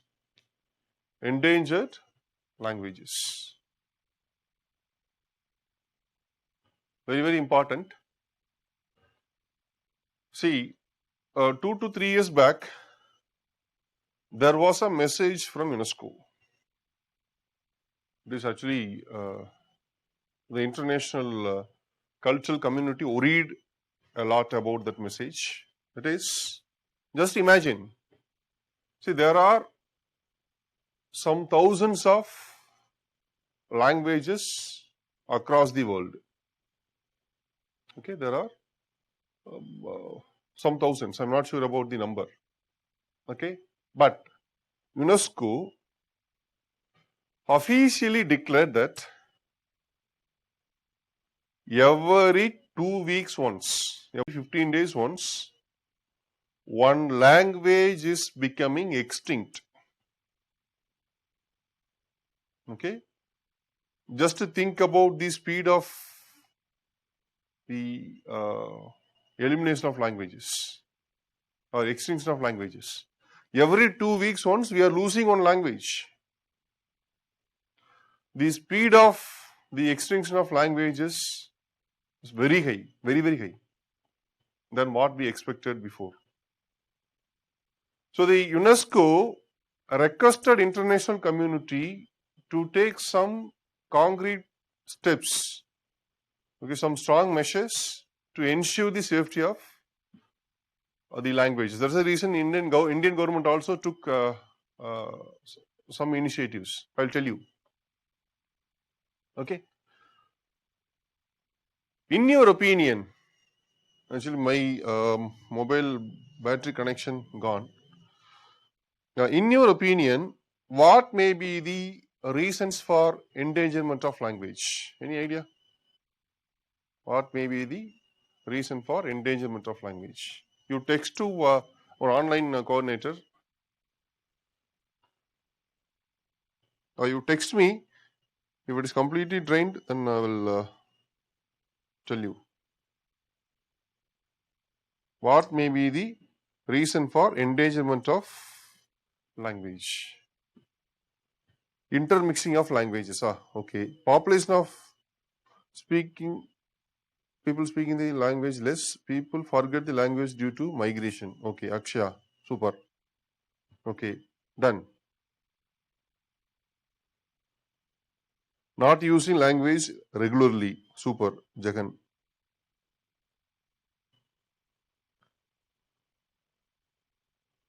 Not giving importance to local or tribal language. Not giving importance to local or tribal language. Not updating vocabulary. One nation is. Oh my God. Most controversial. Okay. Next. One nation, one election, one nation, one language. Common languages of government, less population, segregated population. Okay. For growing needs. Arbitrary imposition of language. Super. Other dominant languages like English reduces the local language. Super, super. There are so many responses. Great. Okay. See, UNESCO is saying there are some reasons for endangerment of language. Okay. Some of the reasons. Say, for example, political oppression, okay, or ethnic cleansing may be resulted in endangerment of language. So, for example, if Rohingyas are using one particular language, if Rohingyas are politically oppressed, and if they are migrated to not a single country, if they are migrated to various countries, so what will happen? At one point of time, they will be mixed with mainstream society of their respective country, then they will forget their language. Okay, they will not use their own language. They will mix with mainstream society and they will use that popular language because they have to survive. If they use their language, they cannot survive. Okay, so this is one of the reason. Next one, this natural disasters can eliminate languages. That is actually shocking. See, UNESCO is saying even natural disasters can eliminate languages, particularly tribal languages. See, generally the tribal languages, they don't have scripts. So they will not have any scripts and it is very difficult to document. Okay.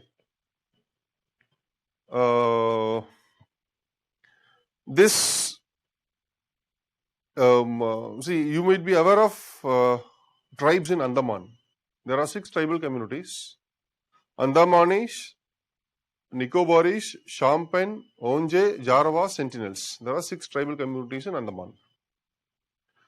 Except 1 or 2 tribal communities like Andamanis and I think Jarawas also. Except Nicobaris. Except 1 or 2, all other tribal communities, I think 3-4 communities, their number itself very less. Particularly Sentinels, their number, the total population number is less than 100. It is around 30 to 60. It is estimated that around 30 to 60. They are most primitive tribe. Sentinels are most primitive.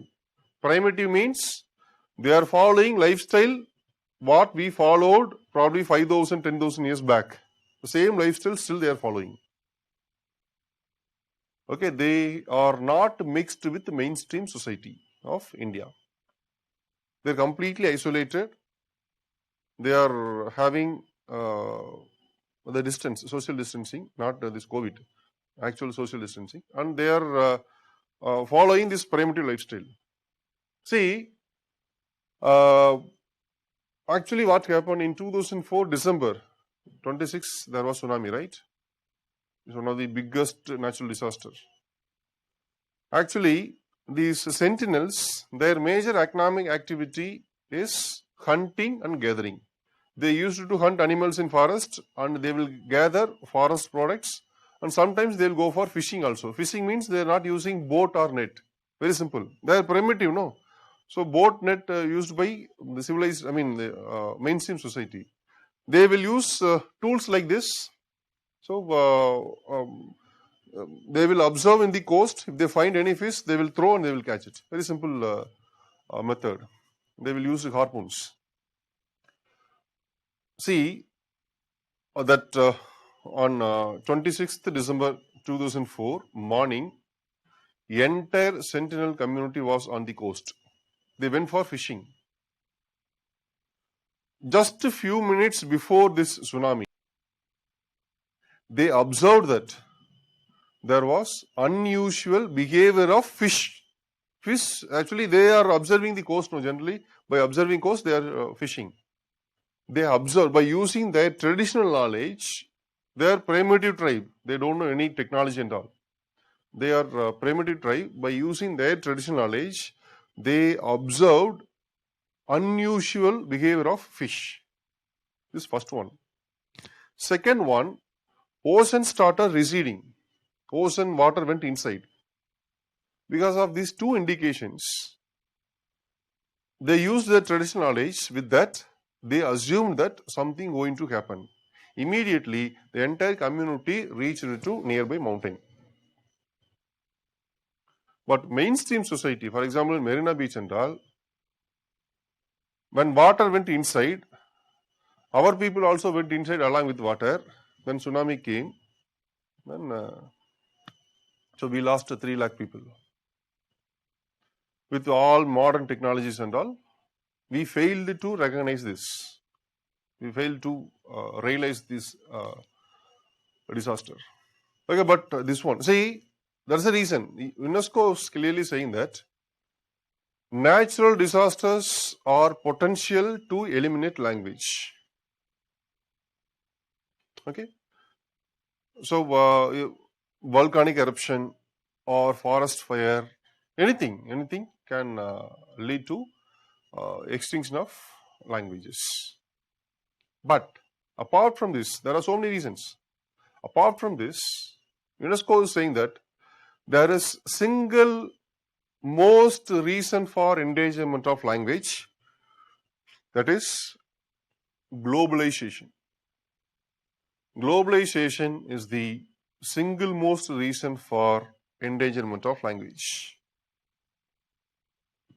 Okay? Only because of globalization, tribal habitats are destroyed. They are joining with the mainstream society. Next, they are not using their mother tongue. Second, Only because of globalization, migration is taking place, and due to this migration, people are losing their own language. Only because of this globalization, there will be dominance of global language, that is English. That dominance of global language will lead to endangerment of language. There are so many consequences due to this globalization. So UNESCO is saying that globalization is single largest reason for endangerment of language. Okay, so this is about the reasons for endangerment, and UNESCO officially declared that every 15 days once we are losing one language across world. Okay, and UNESCO has categorized global languages into 4 categories, or sometimes we can call it as 6 categories. 4 or 6 category of languages. Mostly 4 categories, sometimes 6 categories. First is called safe. Safe means nothing to worry, no endangerment, no threat for that language. Okay, it is used by many people. Second is called vulnerable language. That is the first stage of endangerment. First stage of endangerment, that is called vulnerable. What is vulnerable language?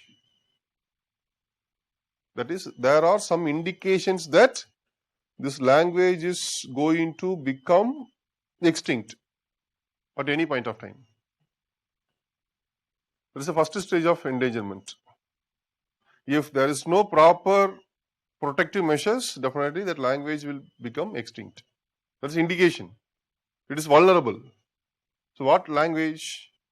That is, if children of particular community, okay, if children of particular community not using their language outside home, that is called vulnerable.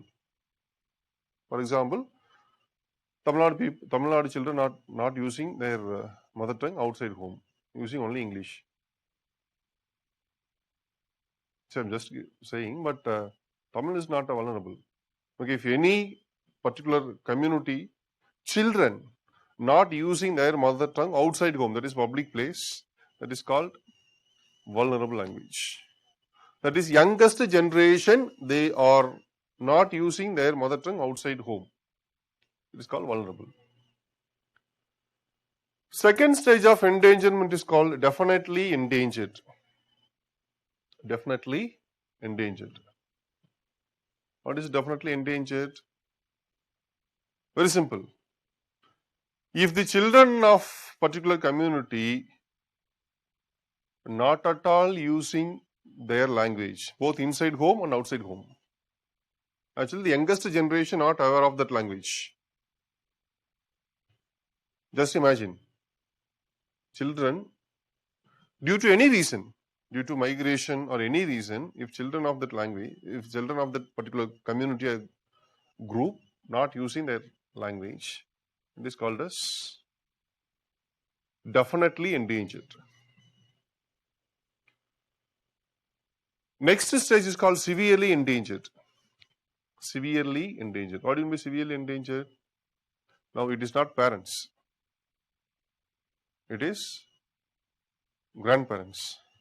That is, if particular language is used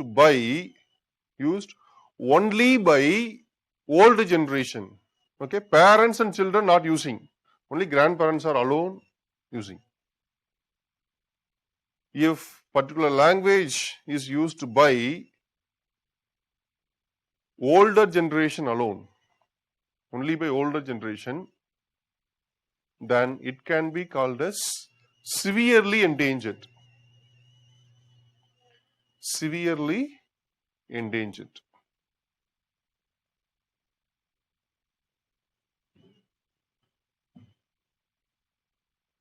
Okay. Then what will be critically endangered? Critically endangered means if particular communities, the particular language is used only by very few old generation people of the particular community, then it is called critically endangered. If these few old generation people are died, then no one will be there to use this language. So what will happen? It will become extinct. It will become extinct. Already some of the languages have been declared as extinct language in India. Do you know? One is Ahom, A-H-O-M, Ahom. It was popular in Assam. It was declared as extinct. Next one is Andamanis. That language also declared as extinct. Some of the languages are already declared as extinct language. Actually, UNESCO is preparing World Language Atlas. UNESCO is preparing World Language Atlas and they are mapping all the vulnerable languages. Periodically, the Atlas of UNESCO, the World Language Atlas of UNESCO is being updated. Okay. And critically endangered means just before extinction. For your information, in India, we have 43 languages under the category of critically endangered. Probably in 1 or 2 decades, we are going to lose 43 languages. In Tamil Nadu, 2 languages, Karnataka, 2 languages. Okay.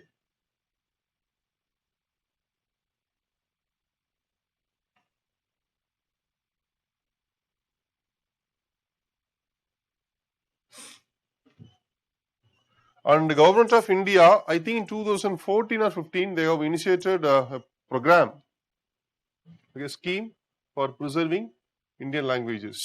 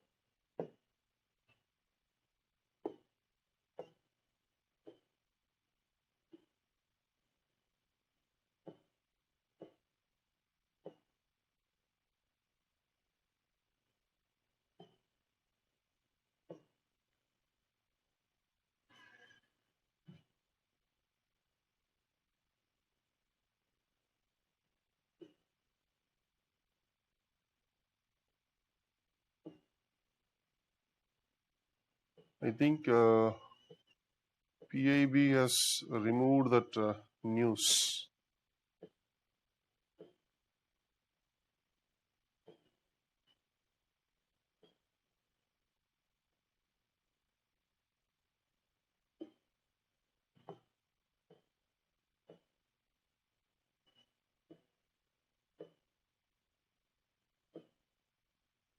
Even in January 2020, there was news about this endangerment of language.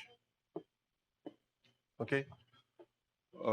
Nepalese language, Seki, is reported to be near extinct.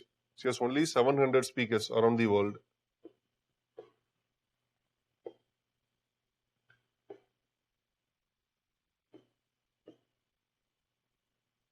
And there is a institution called, there is a international initiative called Endangered Language Alliance. It is based in New York. Okay. See, there is some important news about. Oh, 1 minute, I'll check it.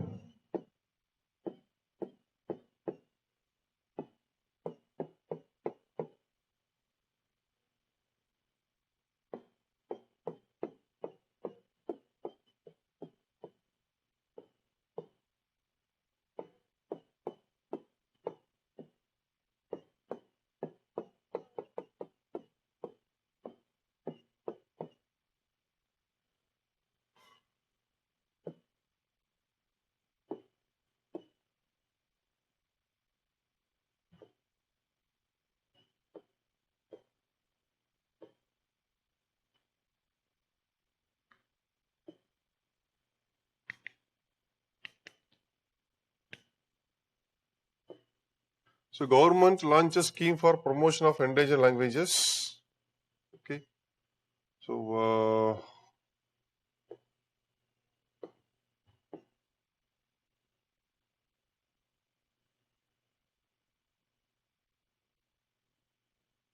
actually it's a very important topic. I'm expecting question regarding this probably in mains also.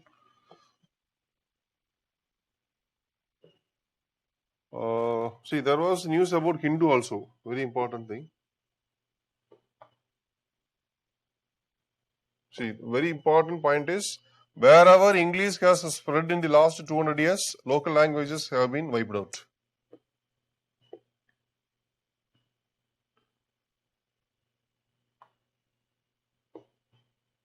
For example, Tashiro language in the Amazon basin in Peru has only one speaker left. Resigaro language in the same region has suffered from the same fate. Cultural weight of Spanish is turning this ancient Incan island into homogeneous state. Okay. So in 1961 census records, India is having 1,652 languages. By 1971, it was 808. Over 220 Indian languages have been lost in the last 50 years. With further 197 languages categorized as endangered according to the People's Linguistic Survey of India 2013. Okay. So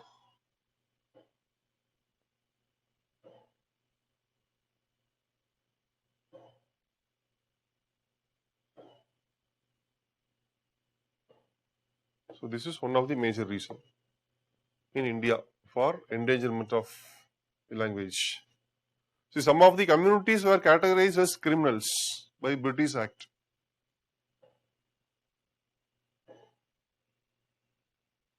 Okay. So right now, one is in Tamil Nadu we have two languages. One is Doda. In next one is I think Kuruba. These are the two languages categorized as critically endangered, and as of now there are 43 languages categorized as critically endangered. Okay, so we are going to lose probably in another 1 or 2 decades. So very important initiative of UNESCO. Next, so as per UNESCO, roughly 57% of world's estimated 6,000 languages are safe. About 10% are vulnerable. 10.7% are definitely endangered. About 9% are severely endangered. 9.6% are critically endangered. It means around 600 languages are considered as critically endangered. Okay. And 3.8% of all languages are extinct since 1950. Okay. Next. Other important initiative of UNESCO is masterpiece of oral and intangible heritage of humanity.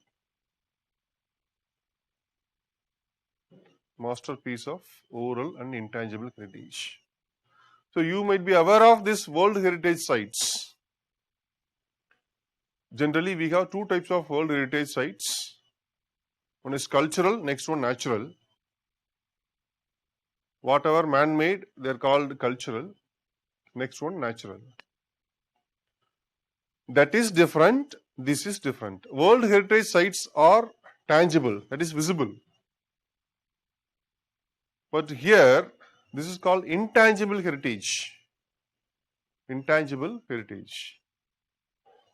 2 times UPSC asked a question in the last 10 years about this intangible heritage. One is about Manipuri Sankirtana. Next one about, I forget. Okay. It was not a current affairs, but as a conventional part, it was asked. Okay. See, intangible heritage means, what do you mean? Intangible means you cannot touch it. Okay. So it is not visible as such. So there are certain heritages, say for example, dance and some ritual performances, okay, and other cultural events. So they are considered as intangible heritages. And these intangible heritages are categorized on these 5 categories. These oral traditions like storytelling. For example, in India we have Vedic chanting, Buddhist chanting and all. They are called oral traditions. And performing arts like dance and other ritual performances. Including there is a social practices. Knowledge and practices related to nature. Okay. Next one, traditional craftsmanship.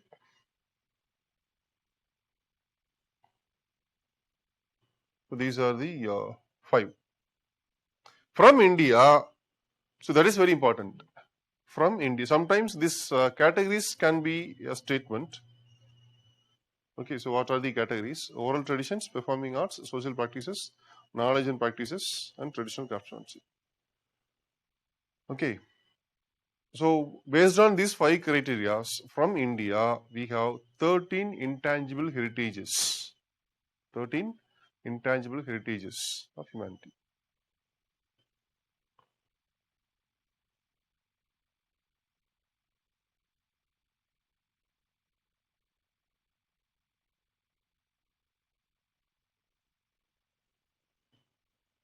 Okay, so that is very important. Actually, past 3 years, I am expecting question from that area, intangible heritage. So you should know what are the 13 intangible heritages.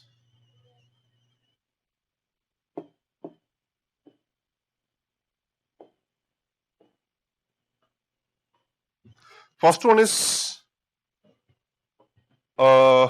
anybody from Kerala? Kudiyattam. Kudiyattam from Kerala. Next one, the Kudiyattam is a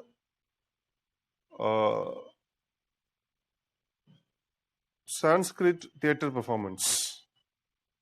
It's a theatre performance.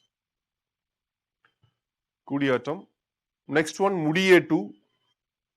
Mudiyettu also from Kerala. Mudiyettu is a ritual performance in Kerala, particularly in middle Kerala, northern Kerala. Next, Vedic chanting. Vedic chanting. Then Buddhist chanting. Buddhist chanting also intangible heritage. Next, Novruz, Nowruz. It is actually a New Year celebration of Parsi community. Not only in India, in Central Asian countries and West Asia, it is being celebrated, Nowruz, I think in the month of March. There are some unique cultural aspects in Nowruz. Novruz. Next one, in Garhwal Himalayas, that is Himachal and Jammu and Kashmir region, another the ritual performance called Ramman, R-A-M-M-A-N. Ramman is another intangible heritage. Then Ram Leela. Ram Leela means Ramaran Leela. Ram Leela is a story of Ramayana, generally in northern India, okay, Uttar Pradesh, that region. Story of Ramayana will be performed in the form of drama. So Ram Leela is intangible heritage. Kumbh Mela, next one, Kumbh Mela.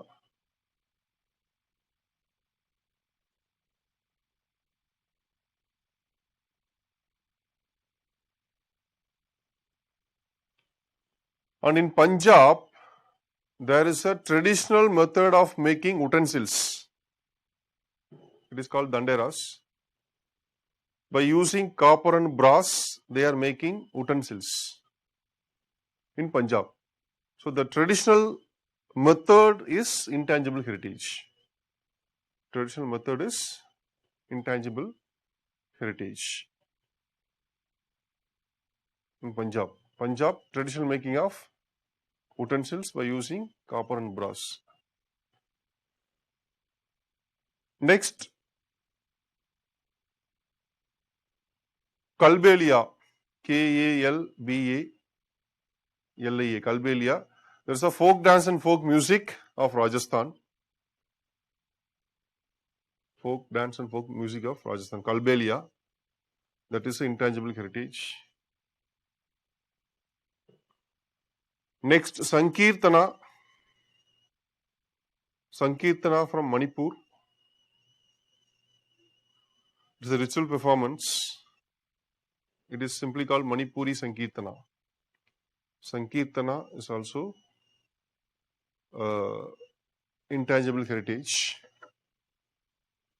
How many came totally?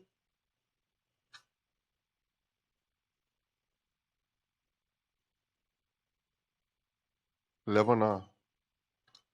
2 more.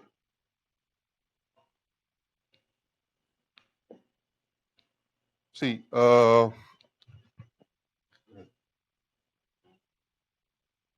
there is a folk dance. Okay, very important dance. It is called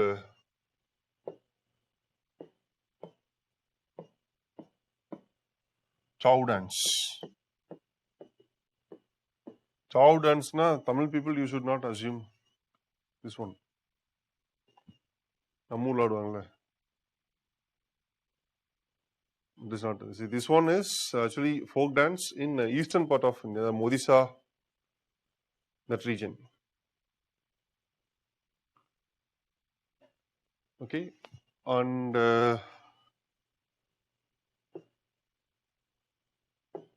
next one, last one.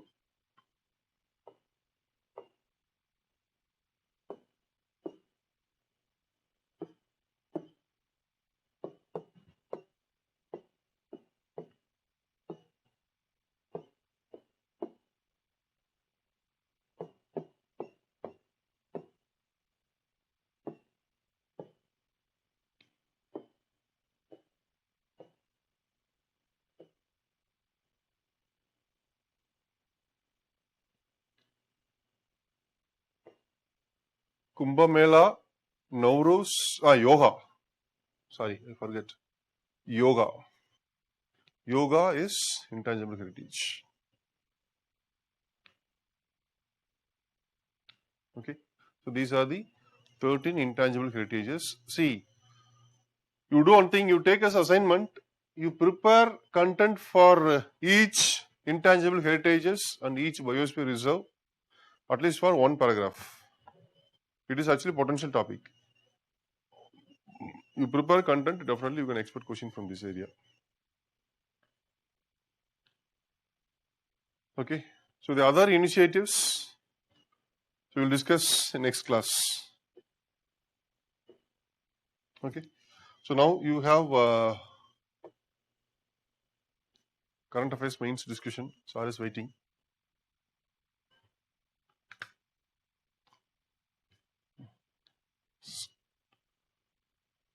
Just stay here, just 1 minute.